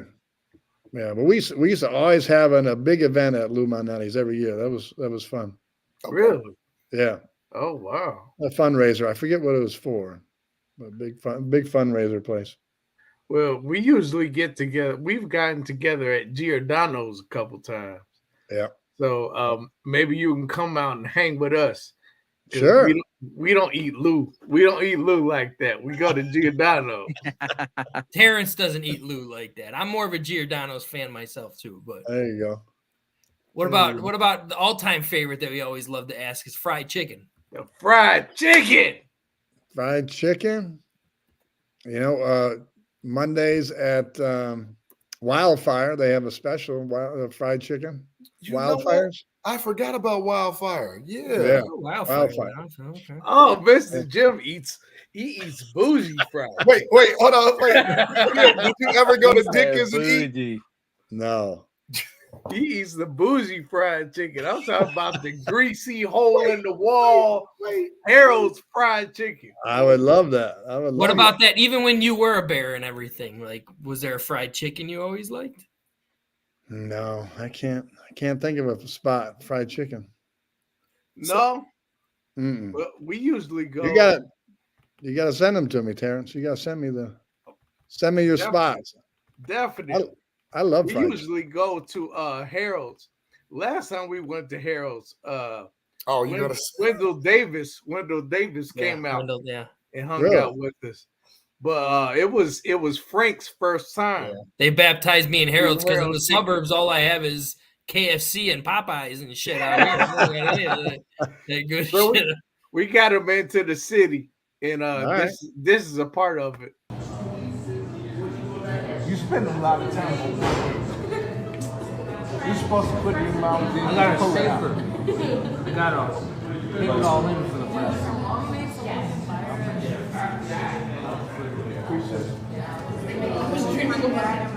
All right, Frank. Got it. Frank eating first Harold's chicken. All right, and this is gonna be his first. That was your first time. That says it all right there. It speaks volumes. Frank is going home with 2 big ass buckets of Harold's chicken. He'll never eat KFC again. So today. Yeah. Very good. Very good. That was delicious chicken. So next time you're out in the city and you look up Harold's, man, I can't eat KFC or any of that shit anymore. No. That's how I feel after living abroad. Just being real. Oh, now I want Harold's. So we got to get you up here crazy. We got to get you crazy. And Mr. Jim, we got to get you here too. Man, you got 4 months to get me up there. I'm just saying. Yeah, we're gonna put together. Are you shipping out? Yeah, I moved to South Korea in March. Well, February is when I'm leaving. Yeah. Okay. Wow. Yeah, getting stationed out there for the next 2 years. So. Oh wow, man! Thank you for your service. Real talk. Yeah, but you still be able to keep in touch with us, right? Yeah. I mean, I'm not. Cause T-Nick was like, "Man, it's gonna suck when you leave." I'm like, "What you talking about, bro? I'm gonna be doing the show even with the time difference. It'd be like 14 hours, but as long as we plan stuff a little bit more, we good." Tuesday, we say Tuesday is Wednesday for you. Yeah, it'd be Wednesday. As a matter of fact, I'll be driving into work when you guys start the show. Oh wow! Yeah, what are they gonna have you, real quick? What are they gonna have you doing out there? So my job in the Army is I'm a fire direction specialist. So I pretty much tell people where to go blow stuff up at from like long range. Oh, however, but like at the I'll be working like at a higher echelon. So it's more like I'm ensuring that those people know how to do that. Gotcha. Pretty much. Oh, more instruction based. Yeah, I'm more like overseer, what I'm saying, stuff like that. Just making sure everyone's on the same page, etc. And I mean, it's more, but then I got to start getting into jargon, and I got to start explaining jargon, and No, but hey, thank you for your service, brother. Real talk. Yeah, no, for sure, man. But yeah, dude, I love Chicago food, man. Like, indie food doesn't compare, man. Oh, so disappointing. Oh, definitely not. The food in Indianapolis is terrible. Terrible, man. 2 thumbs down. Yeah, I'm sorry, bro. But yeah, I make up for it though, because I'm Puerto Rican, so I make the food here, and then my wife's Filipino, so we make everything up here at the crib. We be. Oh no, y'all eating real good. Yeah. Hey, hold on, man. Like I would love some paella, and now stop playing. Like, dude. So crazy. We're gonna have an event. We're gonna get you here, and Mr. Jim, we're gonna get you here. We're gonna have Harold's, we're gonna have Giordano's, we're gonna talk about how bad these Bears are. Oh no. And we hopefully by that time we'll see improvement. We're gonna have a great time. Hey, y'all gonna do a mukbang podcast? You know what I'm saying? Like, oh, maybe we'll do a live show because we've got a couple of places that want us to do some live shows. So there you go. Maybe we can set that up with you, Jim. Maybe we can get Mr. Jim to come out to the live show. There you go. That'll be fun. Cool. Well, Mr. Jim, we appreciate you taking the time. Yeah, thanks for having me on, my friends. Thank you. Loved having you on. Thank you. Sharing your experiences. It was great. I'm sorry I wasn't on the whole time because I have a little family stuff going on right now. Right. I love it. I really appreciate it. My pleasure. Thank you very much, guys. All right, take care. Yeah, all the best. All the best. Okay. We'll see you. Take care. All right. Yeah, man, Mr. Jim. Great. All right with me. All right with me. Oh, that was awesome, man. I love having like just the nostalgia. Oh, bro, 100. The knowledge, man. Like I wish we could experience dug a little deeper because my man was intercepting a lot of stuff. Like he was, and more. Yeah, man, he really was a damn good freaking secondary type guy at that linebacker. Man, he did a lot of picks, a lot of pass deflections.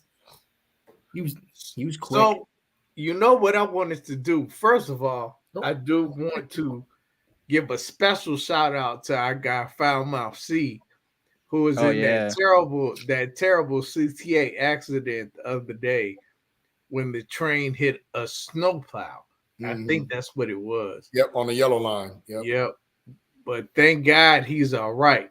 But in his honor, I want to do his segment for him. And you know what his segment is called? He's got a segment. Nice little entrance video for his segment. You know. Do I need to hold the censor button? You know? Yeah, he does. He has a little intro.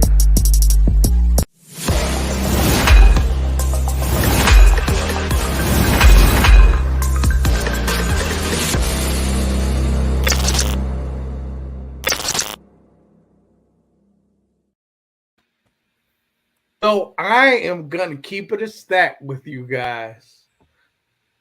And this segment is all about throwing out a controversial statement that I believe to be true. And I'm gonna just go ahead and throw it out here.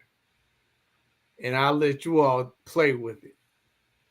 Okay, don't record that. Don't record that.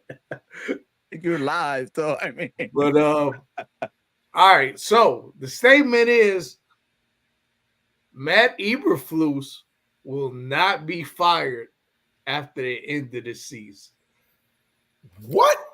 I'm worried about that too. Actually, I really am worried about that too. He will not. What source gave that information? No source gave that information. This is just what they're thinking. No source gave that information. It is making around. I follow Twitter like religiously, right? When it comes to Bear stuff, and I will say like those specific comments are making the rounds. Even after Sunday?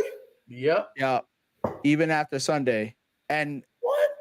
Yeah. Now, granted, there's still a bunch of more other games. There's still a bunch of games to be played, and so like I think Felice needs to go, right? But there's comments going out there that like he may not go, and just to go and be like, hey, he's gonna get another chance with the system that he has in place. I think he needs to go as well.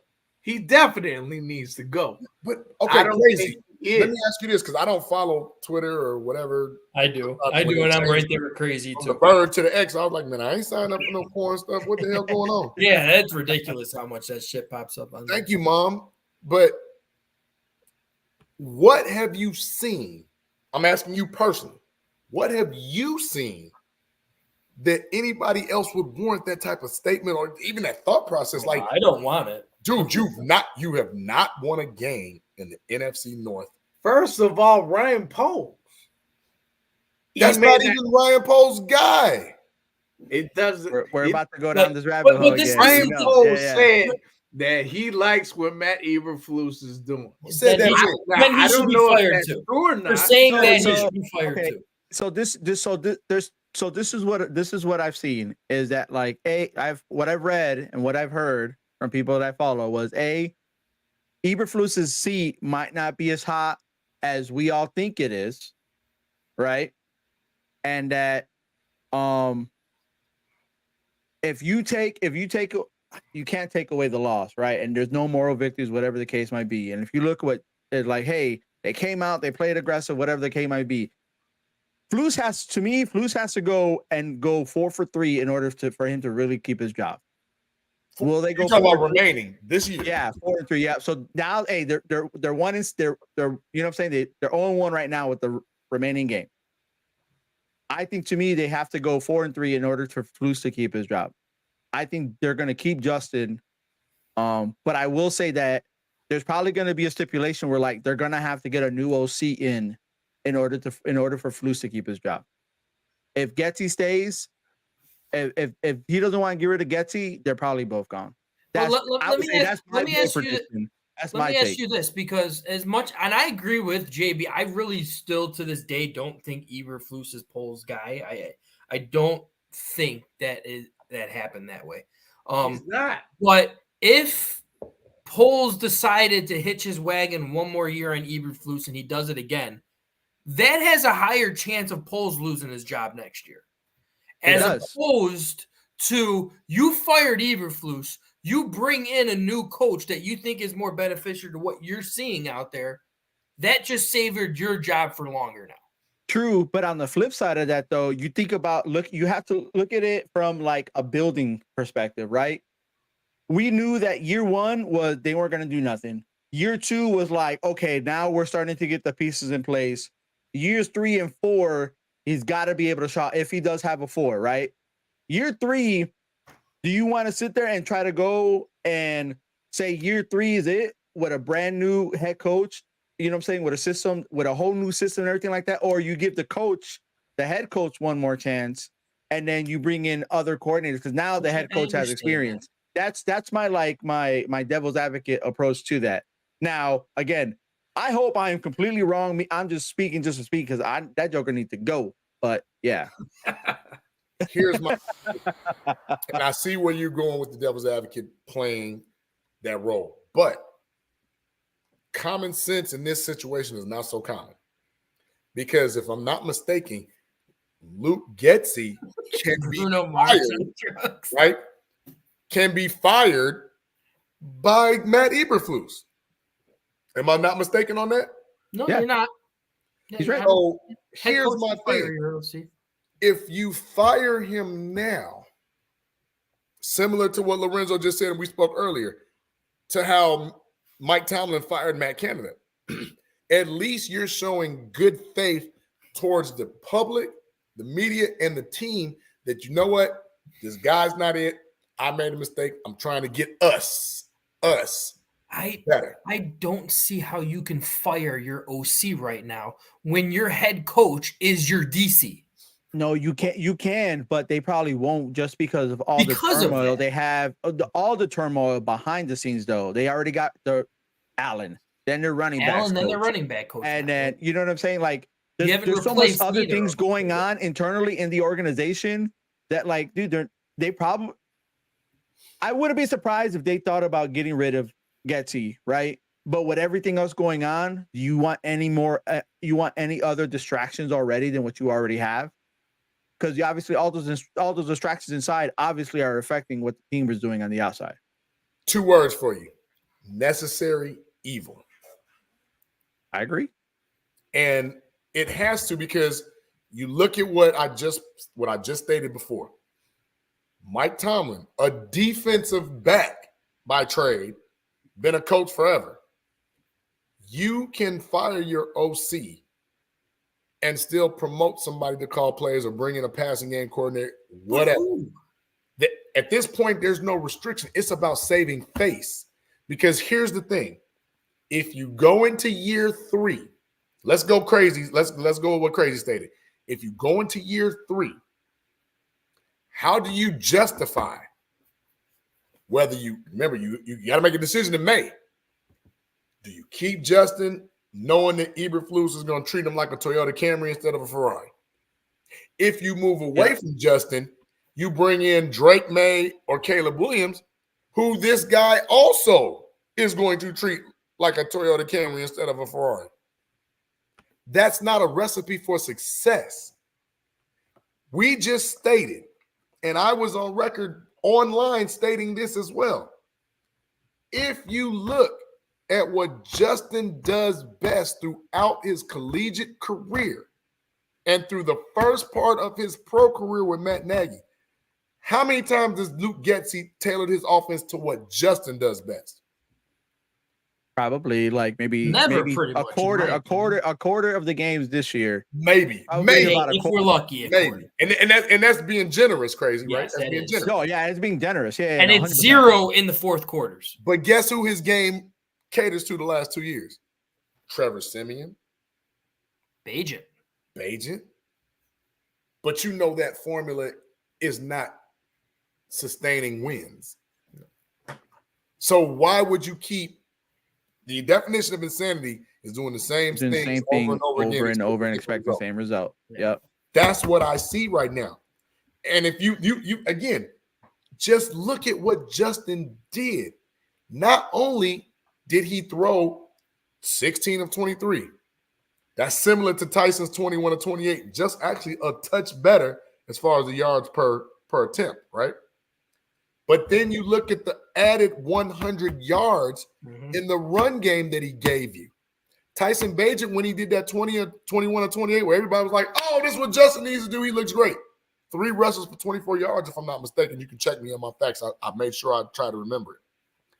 The reason why is because you got a guy that just gave you over, 273 yards of total offense. Yeah. Hey, and I do have Justin Fields highlights from the games that we haven't gotten to. Do we want to we'll get to that in a minute. But my point being is, I don't want my quarterback running 14 times. I don't either. Go through the history. Look at Mike Vick. Look at Randall Cunningham. Look at all the running quarterbacks that were used in excess. Yep, Cam Newton. 14 times. I want him to run. I want that to be in his arsenal. They don't even run Lamar Jackson like that, and he's arguably the best runner in the game. But what Getsy has proven to you, hold on, Frank. What Getsy has proven to you is I don't know what I'm doing, but I know if I give this kid the ball, he might make me look good. Yeah. And I did come out here. I did say on this panel last week, and I said Justin needs to have at least 100 yards rushing for us to win this game. But I didn't want it to be 14 carries. And I didn't want it. I think I saw at least 3. No, it was 18 carries, 14 called runs. Called carries. Okay. Yeah. But I mean, and I think I saw 4, maybe 5 carries up the middle. No. For fuck's sake, no. Unless he is reading a hole opening up and taking 5-6 yards, falling, not getting hit. But I saw at least 3 of those where he took a nice hit right up the middle. Especially when he doesn't get those flags, which I was trying to make it, JB. Like, dude, he doesn't get those flags. He still does. So what's the point of slide? Dude, what's the point of field sliding if he's going to sit there and still take them hits? He might as well just dive forward. And get an extra couple of yards. Here's a thought. How about we don't have our franchise quarterback run up the middle to get lit up by Jack Campbell? How about we don't do that? Don't do that. This dude, Paul Peters, is roasting you. I know, roasting you, man. Is there like a little history there? Hey, you do know that it's no shave November, right? And which goes and talks about men's mental health and prostate cancer. That's the purpose behind the mustache. I'm just saying. So, but it's all good though. Ooh, Paul Peters. Damn, man. He kind of just told you to relax. Relax. There's a reason for the look. Well, if Paul Peters don't want to come on here and talk educated sports, he can go straight to hell. But no, it's all good. But no, it's true though. Like, we don't need Justin to go back though. We need to protect Justin. They have to play smarter, man. And but why is it so here goes my question about this offense in general. Why is it that we wait until the end of the season to figure out how to utilize Justin Fields? We did the same thing last year where we went almost halfway through the season. Once we went after that, halfway through that 1 month, remember that 1 month stint when we were like the most dynamic offense, then we figure out how to use Justin, but then they can't win, right? They couldn't close out games. And now here we are again, same thing almost the second half of the season, and we can't figure out. Now we're starting to figure out how to utilize Justin. Like, play to your player strength, man. I just don't know why same thing with DJ Moore, Cole Kmet, freaking heck. As much as I like Khalil Herbert, I think he's a good running back. Yo, you just reactivated him on Saturday. He shouldn't have got that many touches. It should have just been a mix between Foreman and Roshan, right? Well, you worked Herbert back. Right, and you remember Herbert has 16 carries. Don't trip. He had 6. He didn't do anything with the 16 carries. He only had 30 yards. But why do you have and I know Foreman got hurt a little bit, but Foreman wasn't running as much as Herbert before he got hurt. Yep. And that's the problem that I have. Like, I would have liked Roshan Johnson to get half those carries. Like, what are we doing? And then to me, fellas, and I'm gonna die on this hill. If I'm lonely, so be it. If you don't start calling deep routes for Justin to showcase his arm on some type of rollouts, some type of play action or something. 1 or 2 a game does not work. No, if you don't start stretching the field vertically with purpose, you are wasting talent. This kid has one of the strongest arms in the NFL, and you don't showcase it. You have no drag too, not even like strong arm, accurate strong arm. No, he's not accurate as he needs to be on the short stuff. I'm talking about with the strong arm as far as like your distant throwing it 20 yards down the field. He has a very good arm when he does that stuff. Correct. But my point is this. If you want to see the best out of Justin Fields, even the great Matt Nagy, and I say great with quotations, said, maybe I need to let this kid throw the ball 30 times down the field. He did it against Pittsburgh his rookie year, and the man almost had 300 yards and I think 2 or 3 touchdowns. Why wouldn't you set your offense up for that? C.J. Stroud, look it up, leads the league in passing because his coordinator and his head coach said, do what he does best. Accentuate it. Getsy. Now, I'm not going to say Getsy won't do it. He can't do it. My scheme, my way or not. Okay, hey, go coach a high school football team. Go coach Batavia or some bullshit like that. Because you're not an NFL coach. You're not a leader of men, and you don't know what the hell you're doing. You're a first-time play caller last year. Your ineptitude keeps showing, and you're going to get somebody hurt, or you're going to have top players not wanting to come here. DJ Moore ain't going to resign if Luke Getsy's still the coordinator. Well, 100%. By the way, John Hoke is the passing game coordinator, so he'd be the one to take over duties if Getsy was to be fired. Right, because Janoko's just the quarterback's coach, right? Yep. It'd be Hoke because he's got 42 years coaching experience, 18 in the NFL. I would probably take that then. I bet you Hoke gonna throw that ball. Oh yeah, you already know. But yeah, but I said with all that stuff going on the inside, as much as I agree with you, JB, I think like it should have been done already. And why the Bears have never been known to fire coaches in the middle of the season, other than obviously with legal issues, right? I mean, it's the mindset out of from up top or whatever, which is why I'm really eager to see. I think more so, which we haven't touched this year, or this episode, is Kevin Warren next year. Because this is going to be I think next year is going to be, or this offseason, a true testament to see how much power Kevin 100%. Warren and Poles has. He's got a talk. I will sit here and I will sit on my soapbox. I will stand on that soapbox all day. We did last week, though, hear from Jim Miller, who said that when we said Warren needs a talk, we said that to Jim Miller, too. And Jim Miller said, oh, he will. He will. And I think, like, after the Arlington Heights thing is officially done and they actually start building and doing that stuff, Kevin Warren's going to be jumping right into that seat. He can't wait till then, though. I mean, you can't sit there and be caught on national television against the Charger when he had that freaking notes card with everything, whatever, absolutely. right? And everything like that. And then Absolutely. be quiet until Arlington Heights. I think we'll see more, or we'll see what happens, like I said, but we'll see where the Bears are actually leading to. Because then again, right, you go think about Martellus Bennett's comments over freaking right after the game. Spot on, except for the Harbaugh. Yeah, I'm not denying what he said. Do we have that? Do we have a little bit of that? Can we show? I can bring it up on Twitter. I can bring it up on Twitter easy. I'm on my PC. I might be able to get it. I know, you sent it to me, so I might be able to get it up really quick. No, bro, I can probably get it quicker than you can. And you got the technology. I just got the phone. Yep. Do we want to watch a Fields highlight while he's looking that up? I think Ace is already ready to go. Bro, I'm in it to win it. Ace quick on the draw. He knows what he's doing. Hey, Ace quick on the draw. I picked that up.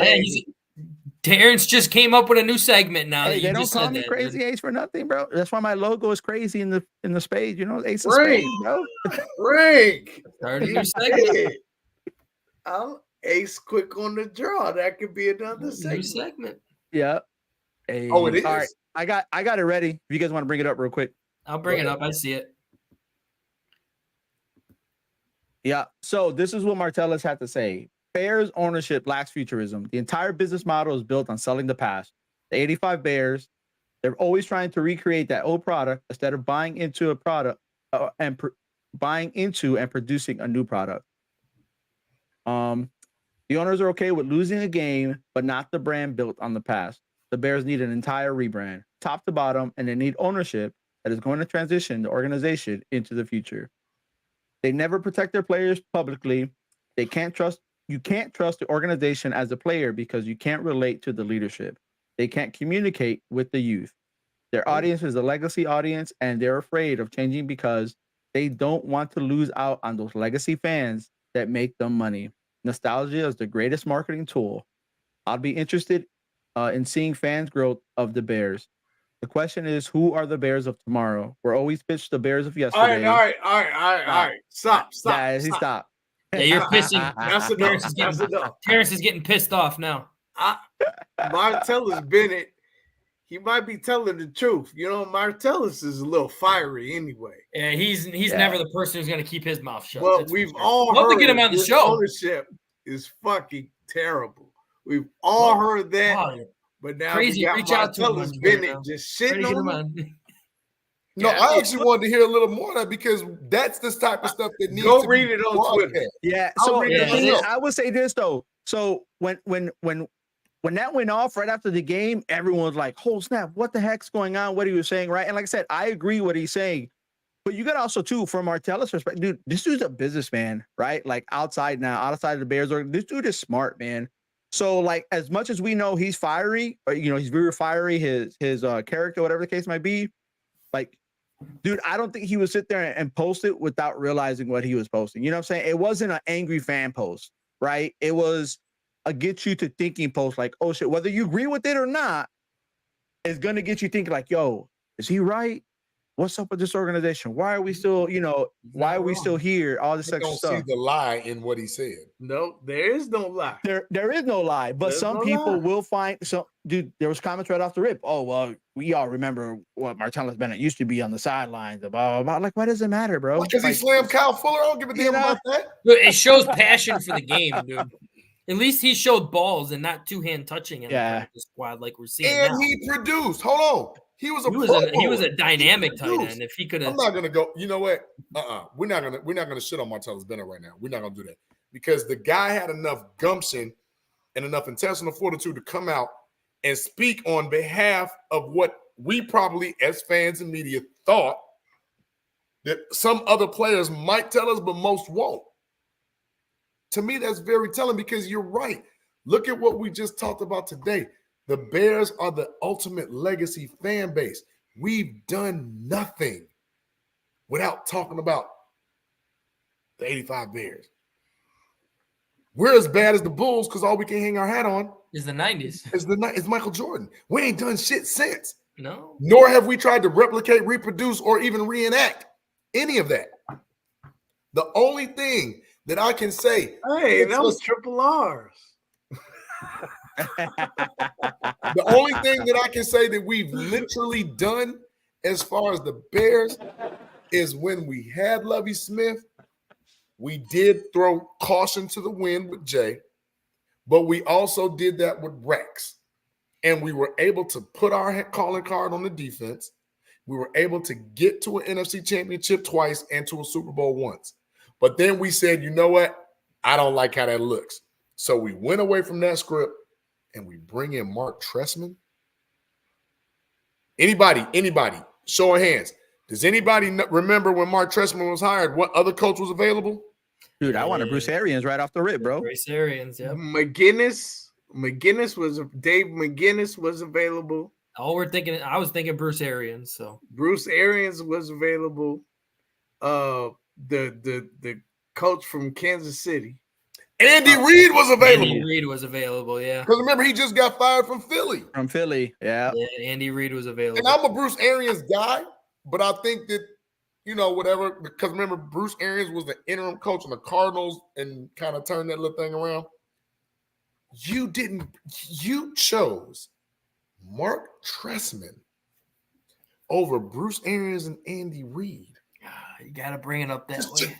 Just let that marinate for a quick second. Was that an Emery hire? That was an Emery hire, wasn't it? Was that Emery? Because Angelo, I think Angelo was the Angelo. Yeah, that was Emery. No, that was still Emery. Yeah, that was Angelo didn't fire Lovey. Emery did, right? That was Emery's first year was firing Lovey. Right. That's what I thought. Yes. And I mean, I felt like ownership just, they didn't have that vision. But you got to have vision. They just didn't. They didn't, but that just so like I was telling Jim earlier, that just speaks to the ineptitude of upper management. Like, this is not Tim Brown, Hall of Famer Tim Brown came out and said, don't hire this guy. He's not a leader of men. He's fool's gold. Yeah. He came out and said that. And look, never heard Tim Brown speak before, never heard him speak after. But he felt the need to come out and speak about that. Then you fire him after 2 years, you bring in John Fox. Man, he took 2 teams to the Super Bowl. Yeah. We on the way. I'm like, man, I rock with John Fox. Then John Fox say, wait. You give me the ostrich, man, as my starting quarterback? Mike Clinton? The ostrich? You know what? Okay, let me get my defense in order. What are we doing with our first pick? Oh, we're giving you Mitch Trubisky. Who? Bro. Why you gotta remind me of that nonsense, bro? Oh my god. Basically cut John Fox off at the knees before he even got to do what John Fox does. Like JV, you said it perfectly because all I thought John Fox going up to ownership like, you smoke crack, don't you? You smoke crack, don't you? That's what he should have said. Serious? You a lot of coaches What too. the fuck? Wait, hold on. Was hired like a couple days. John Fox was hired like I say a week, wasn't it? A week or so after we filed a Trestman. It was. They only interviewed like 2 coaches or something like that year. Like that. Yeah. It was like that. But I was happy because of John. I was happy. He took first of all, you took the Carolina Panthers with Jake Delhomme, the Super Bowl. And then obviously with Peyton, but they lost to Russell Wilson and the Seahawks. But my point is, you brought that guy in here. You got somebody who's been there. And you didn't let him spin how he spins? So how dare you, Chicago Bears brass? They never gave him I'm going to lead you into a question. I'm going to lead you into the question real quick while you say that. Now, if you take this year into account, do you think Poles went with what Flus wanted for the most part with free agency in the draft? Or was this is what Poles thought was the best thing for the team? Obviously, he's going to have Flus input, but you know, you get what I'm trying to get with this? I do. And I have an answer to that. I do. I'm going to say it's 70-30. Because if you remember when Poles first got the job, he was trying to get DJ Moore that year. That is true. I remember that. He wanted DJ Moore right DJ away. Moore, he just checked the boxes like, I need this guy. And I'm not mad at that. The Darnell Wright, I'm not mad at that either.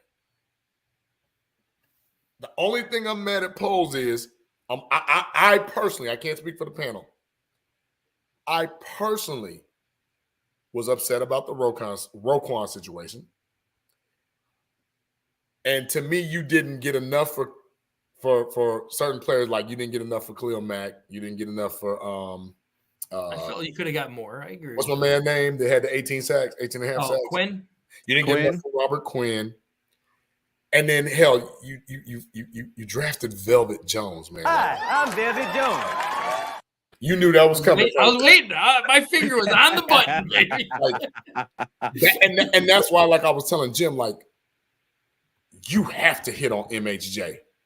You have to hit on him next year. Like you, first pick, period, point blank. You have to draft him. Mooney's gonna be gone. Tyler Scott ain't doing it. Equanimous. EQ, just say EQ. EQ, right? EQ is a blocker. You pair Marvin Harrison Jr. with DJ Moore. Hey man, now we cooking with something. Now you have a true number 1 and number 2.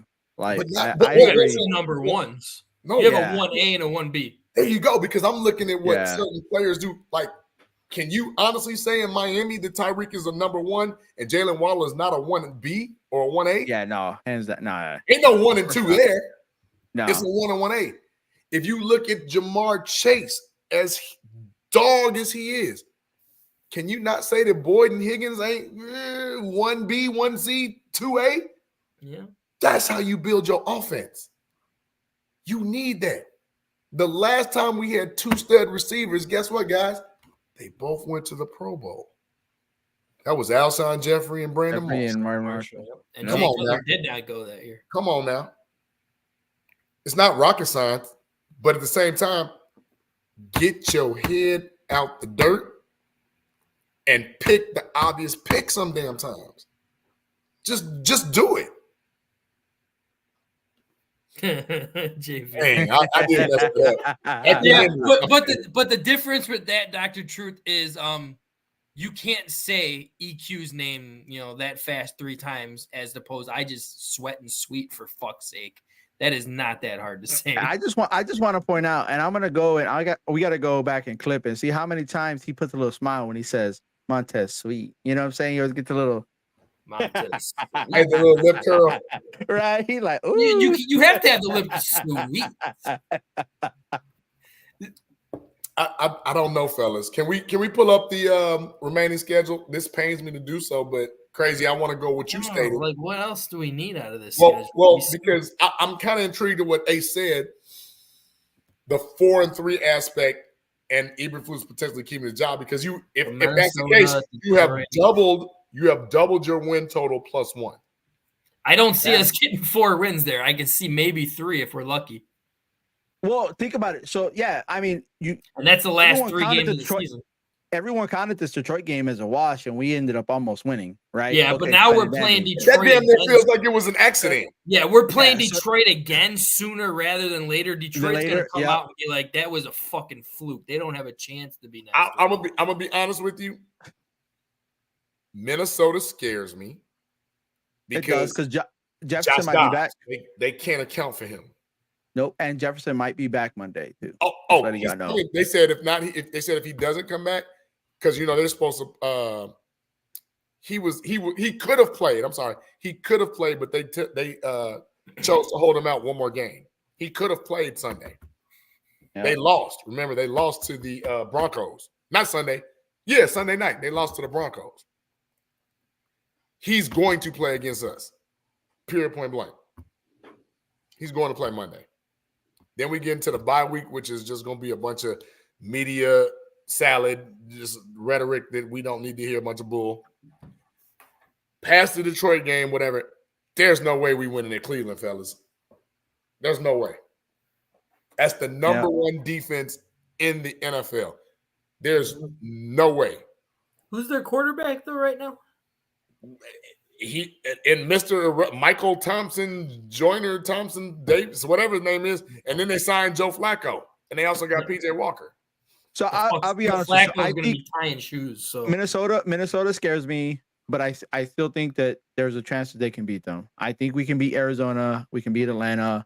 The Green Bay game, I feel like they have to win. They have to win at Green Bay. They have to. You need a game planning from what we saw. Justin, I don't want him running as much, but, I mean, you kind of play that somewhat game plan you did for 3 quarters. You play that for 4, you have a chance of beating a lot of teams. But yes and no, because of style. Like Josh Dobbs kind of runs around like Justin. You can't really off script plays. You can't really plan for that. With Justin Jefferson coming back, that opens up his game. The problem is this. Do you not remember that Minnesota blitzes 56% of the time? True, but you would hope that, like, hey, let's go ahead and make sure that we are adjusting, right, to what Minnesota was already did to us once, and what they've been doing the rest of the season. Because even Minnesota's couple games after that, they weren't really that strong. They've been really close too, even with them blitzing as much as they have as well. Well, that's what's been keeping them in the game, though. Lorenzo, I'm still going to give Green Bay. Green Bay's awful. I'm not giving any credit for Green Bay. Even though let me point this out to you, Ace. Throughout the season, blitz or not, because go back to Kansas City. Kansas City blitzes a lot too. Yep. We don't call the slants. We don't call the hot routes. We don't do draw plays. We don't do fucking shit. Things that would counter blitzes, we don't do. We don't do. That's what scares me. And you're bringing back arguably the best receiver in football? Yeah. No, I get you. It's going to be interesting. Like I said, if they end up winning 4, I think Blues keeps his job. I think if they don't finish strong and they get less than that, chances are he probably will be gone. But we'll see what happens. I don't see 4 wins, and to wrap this segment up, I don't see 4 wins. My second comment is, do you really want to beat Arizona? No. You're right. You really don't. I mean, Yeah. I think Arizona's going to win a couple of games still leading to playing us, because I'm not a huge fan of Kyler Murray, but Kyler Murray is going to win you games. He definitely has put a little Arizona's record should be different anyways. And I actually see Arizona pushing themselves out of the top 5 now that Kyler Murray is back. Dude, we're gonna go win ourselves out of the top 5. I'm worried about to be honest, even if they win those 4 games, they're gonna win themselves out of the top 5. Well, that's right. Because they'll put them at 7. That's true, yeah. They'll put them at 7 and 7. So, and that's 10. a whole nother discussion. But I don't see 4 wins. I see the only possible win. I see possibly 2 wins. I see Atlanta and Green Bay. That's it. Yeah, those are my 2 as well. And 5 wins is not enough to keep that man's job. I'm not a huge Kyler Murray fan, but his quickness and speed, he's gonna be rough against us. I think that we should go ahead and get to some shout outs and then get out of here, because I gotta marinate some chicken. I got my turkey sitting in the refrigerator already, and the cheese. Yeah, I don't like no fucking turkey unless it's like, you know what? I do deep fried turkey. So I am not. Yeah. I'll be at James tomorrow if you want to come roll with your boy. I'm going against the grain. I'm seasoning my turkey as if I'm making a pork shoulder. I'm gonna say this. Are you smoking a pork shoulder? I'm not a huge turkey fan. I'm just seasoning it like I'm doing a pork shoulder. I know. I smoke my turkey. I promise is delicious. 6 hours, wrap it in ice, season it, put foil on it, smoke it for 6 hours. That's a cheat code. I just told you live. You smoke your turkeys too? We're talking about the pork shoulder. Oh, the pork. That's still. Oh my god! I love making pork shoulders. That's a little cheat code I taught you. But no, I'm deep frying my turkey tomorrow. I smoke my turkeys. I did that, but that's so. Oh my god, that's like 10 hours. The juice stays in it though. The one thing I hate about turkey is that it's always freaking dry. My turkey's never dry because I do something to my turkey. Frank, like I like it moist. Goddamn. You like pause the moist. I ain't pausing. I'm too old to pause. That hits your mouth and that moisture. Hey, record. Make sure, Talking about the make sure turkey. you record that shit. Smoking Where we at? turkeys. 220? All right, bet. I put it down real quick. What time is it? Smoking them 11:21? All turkeys, right. man. Bruh. All right. Hey, so I'll go ahead and lead us off. That was the guest for tonight. All right. First off, the first shout out would be to my youngest son. He just turned 14 on Friday. You know what I'm saying? So happy birthday to him. Birthday. Happy birthday. Yeah. And then the second one would be my kids that are here spending Thanksgiving with me. You know, it's freaking awesome that I'm able to spend a week with them. So they're on school break. So freaking fun. Third, last but not least, of course, obviously, is my beautiful wife. You know what I'm saying? Sticking with me, being my rock, you know, every day, pushing me. You know, I'm just saying, man, it's just the truth. And then obviously, hey, everyone that came into the chat, though, I really do appreciate you. Even that punk ass, whatever his name is, I don't even know his name no more. He gone. I see here, hey, shit, right? But no, hey, and a big shout out to Chicago Clubhouse Podcast, man. I can't state this enough, man. Like, you know, being able to hang out for dinner with T, you know, in Indy, and then just clicking, and I was just like, hey, I wish y'all could have been there, man. When I was sitting there talking with T, and I literally made a reel real quick, a highlight in like 30 seconds when T was at the bar on my phone. And T's like, what the hell? you know the Asian dude from TikTok? What the hell? Yeah. That's how T sounded, man. He did that shit like that. Dude, and we were in the middle. I was having a conversation with him, and I was doing that at the same time. Like, it was just funny as hell. But no, honestly, I've always wanted to kind of get into doing this. So being on the background and just seeing growing, seeing you guys grow, like you guys have your niche, man. Like you guys have it. It's just a matter of getting the people out there, and then everyone started to see it more and more and more every day, man. So, but just huge thank you to all of y'all, man. Thank you. That's this thing, man. So yeah. But other than that, I mean, I would say honestly, I think that's the end of my my shout outs right now. You know what I'm saying? I'll go ahead and move it on to Mr. Sweet, you know, I guess. Sweet.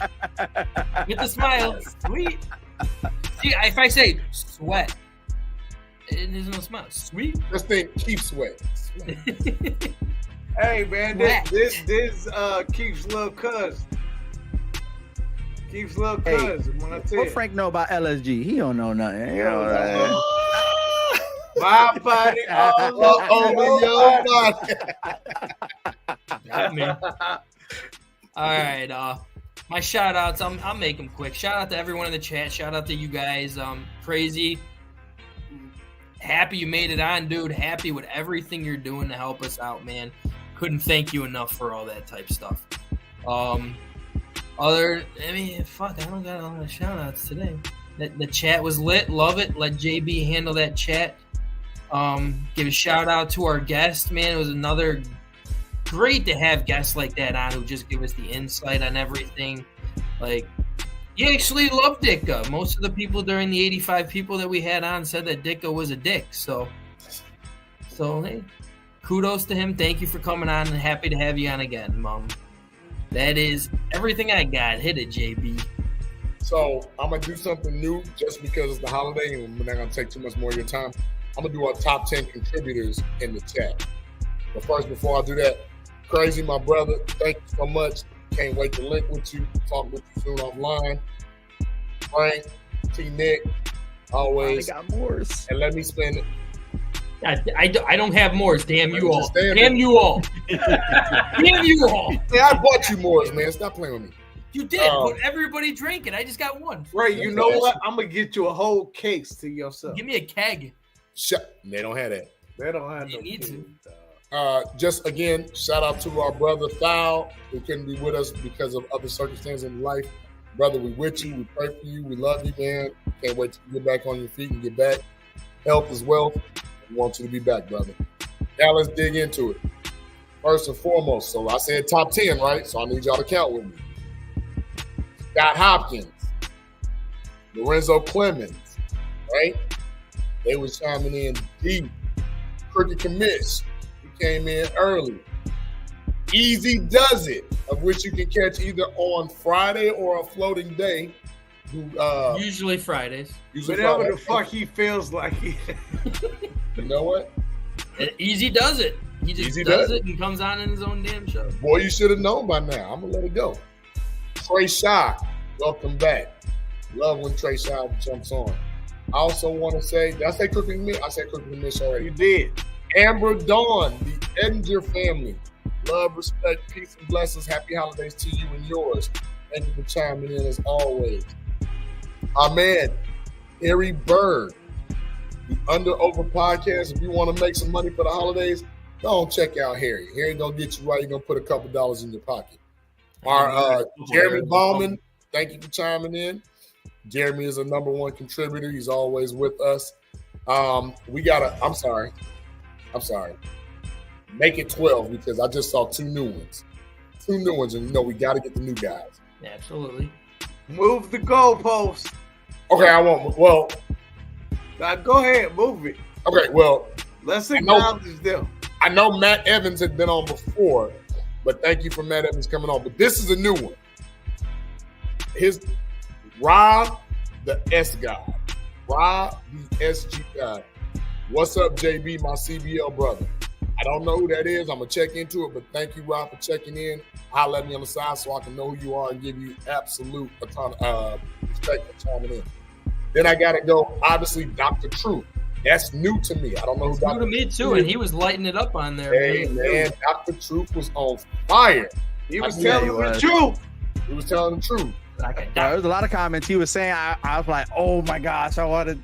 You got to hit that, right? Like, he was on one. And then one of our other few ones that just came back,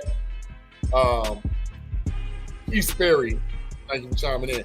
Then that's it. I think that was like 11-ish, whatever. I'm cool. Mama. Oh, no. Yeah, she's always the number one. She doesn't count in the top 10. She is top 10. Oh, okay. Because as always, I'm a shout out to any family that's watching. She gets a special. You damn right. Yep. SB. And then if nobody is watching, I know one person's watching, maybe two for sure. Hey, my mom's, man, give it up to Miss Sandra. She so passionately called. Mom, my number one Blackhawk fan too. And Mom, hey, what's the plans for Thursday? I'm frying a turkey tomorrow. I got the mac and cheese. I got the cheese settled. What we doing? You made the mac and cheese? What? Man, people call me and ask me to make mac and cheese for them. You marinate that mac and cheese in some bourbon. Wow. What kind of cheese you use? Which one? How many cheeses do you use? 4 cheese mac and cheese. This week, I think I'm using 7. Okay, I usually use a 4 7? cheese. Can you taste all 7 in your... Can you taste all 7? Especially when some of it is Munster and smoked Gouda. Yeah, there you go. Oh, shit. Hey, you gotta have vision. God damn. You gotta have taste buds. Dude, we got a whole spread, and there's only like 5 of us, bro. I'm cooking for like 10 people, and there's only 5. Hey, I'll make it do what it do, baby. You know? My pleasure, Lorenzo. It's on you, T. So I'm gonna bring up. Pause before we even get to it. Pause. I'm gonna bring up the rear of this thing. Give my few shout outs. I'm not gonna go over everybody in the chat, but everybody in the chat. Appreciate y'all for chiming in, commenting, asking questions. We love it. However, if you are watching, but you don't comment, you don't question, you don't say anything but what, you are officially a lurker. L for love. Good times. Yeah, no, it's not for love. It's for lurking. You are a lurker, but we appreciate you anyway for putting up with our foolishness. Oh, Mike Hughes. Big Mike popping on. Oh, shit. Money. Yeah, Mike Hughes. Hey, Mike popped on. Hey, Mike. Of course, he's ripping into Mike Komet, who is what number? Hey, no, but Mike's one of the top guys. Like Mike, we need to get Mike. What he's saying is true, been though. Mike on in a while. But what he's saying is true, though. Komet has been. You seen more Komet outside the game than you have him doing stuff in the game. I'm just saying. He's third in the NFL amongst tight ends and touchdowns, so I don't know. We fuck with Isn't he fifth? You don't fuck with Cole Kmet. He was fifth before the weekend. How the hell did he go to third? He was always. But anyways, maybe he dropped the fifth now because he didn't. Hey, Mike, we got to get you back on. Maybe next week. Like, bring it on, Mike. Call me up, man. You know where to find me. Mike, we fuck with you heavy, so I'm gonna call you. We gonna get you back on here so you can talk your shit, bro. You too old to pause. We appreciate you, Mike. We appreciate you. He's draggable all day, every day. Hey, sometimes you gotta pause. I'm just saying. Man, so I shouted out the lurkers. I got a shout out. Can I finish my shout outs, or y'all want to? Why'd you stop talking? Y'all want to keep on talking, or you want to let me finish? Because I'm not. Okay. Nobody's talking now. You're done talking. So I want to shout out y'all fellas. Frank the Tank, JB the Stat Man, Ace. What we gonna call you? The technical everything man. The Jack of all trades. You gotta have a name for you. I mean, whatever y'all ace the place. I don't know. I think JB said it before. Yeah. What was you said it perfectly? What did you say? What did you say, JB? We'll have to go back in the show and watch it. I guess so. Yeah, he said something. Yeah. But yeah, that might be it, and that might be a new segment. Hey, what did I say? Damn. Something like. Don't you hate when that happens? Shooting like a guns or something. I don't know. I hate when that happens. And then I'll be thinking about it all night. Like, fuck. Yeah, think about it all night. Back. We'll just rewatch the show. No, I was saying Ace the place. He said Ace freaking knows it, or Ace bringing it. Ace is the place. I don't know, man. It was something because T was like, "I see what you did there," and I was like, "Yeah, it's Ace shooting." We'll rewatch. He said something about Ace. Ace is the car on top of the deck, or something like that. I will rewatch it and figure it out. I'm gonna have to go. Hey, right now he ace in the hole, so right, you know what I'm saying? Ace in the hole. That sounds a little freaky. Yeah. No, he just made it freaky. Oh, ace on the draw. Ace on the draw. Ace on the draw. Ace on the draw. That's what it was. That's what it was. Thank you, Dr. Truth. Ace on the draw. Here you go. Get it. Ace on the draw. Pew, pew, pew. What would Ace in the hole sound like? Sounds like a pause moment. Sounds like a pause moment again. Never mind. Oh shit. Okay, so I do want to shout out you guys. I said Frank the Tank, JB, stop, because it's not bringing even the violin back. As long as yours. JB and now Ace, man, appreciate y'all.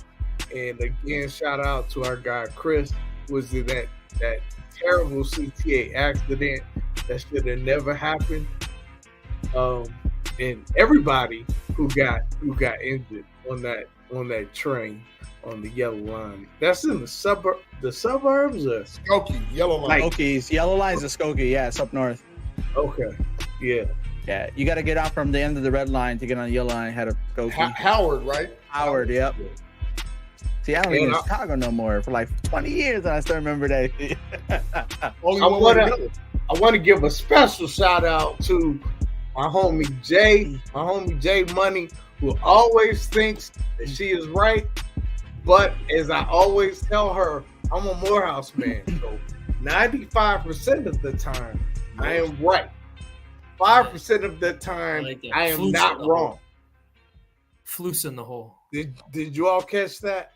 I caught it. Means you're right 100% of the time, brother. I got it. Gotcha. Yes, I'm right 100% of the fucking time. Absolutely. That's why you don't know shit. Right. Shut up, man. You said it right already. But shout out to my homie Jay Money. And shout out to everybody that watches, everybody that contributes. And I think that is it for my shout outs. Oh, I want to give a quick shout out to to all the actors. Time to go back to work. Time to go back to work. The strike is over. So my project now is I am trying to get back on with Chicago PD. So I might have something to talk about soon. Hey, don't Gary do something with them? Yes, he does. Z-Force. Yeah. Z-Force, for sure. He is a core background actor for Chicago PD. Yeah. And also Chicago Fire, Chicago Med. I believe he does all of them. But yeah. So it's time to get back to work, man. I can't wait. I can't wait. So I think that is about it for shout outs. Y'all got any last words y'all want to say? Oh, Rizzo said U.S. This is just for foul. That's all this is. What is that? For foul mouth? That's the foul hop sign, yeah. Oh, but I gotta play this. Smoke crack, don't I mean, that's a good one too. Oh, that was a good one too. Is hilarious. I love that. Oh my god, play that one more time for prosperity. Like, you smoke crack, don't you? You smoke crack, don't you? This is what Justin Fields should do to fucking Getsy right now. Like, I would respect him so much more if we just catch that in practice.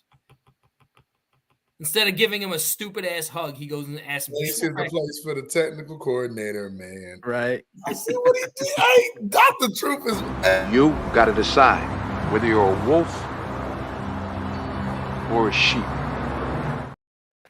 Floose in the hole. Floose in the hole. Floose in the hole. Yo, we don't need no philosophy here. This has been a Chicago Clubhouse Network production. Don't forget to get your flu shot. Floose. Your flu.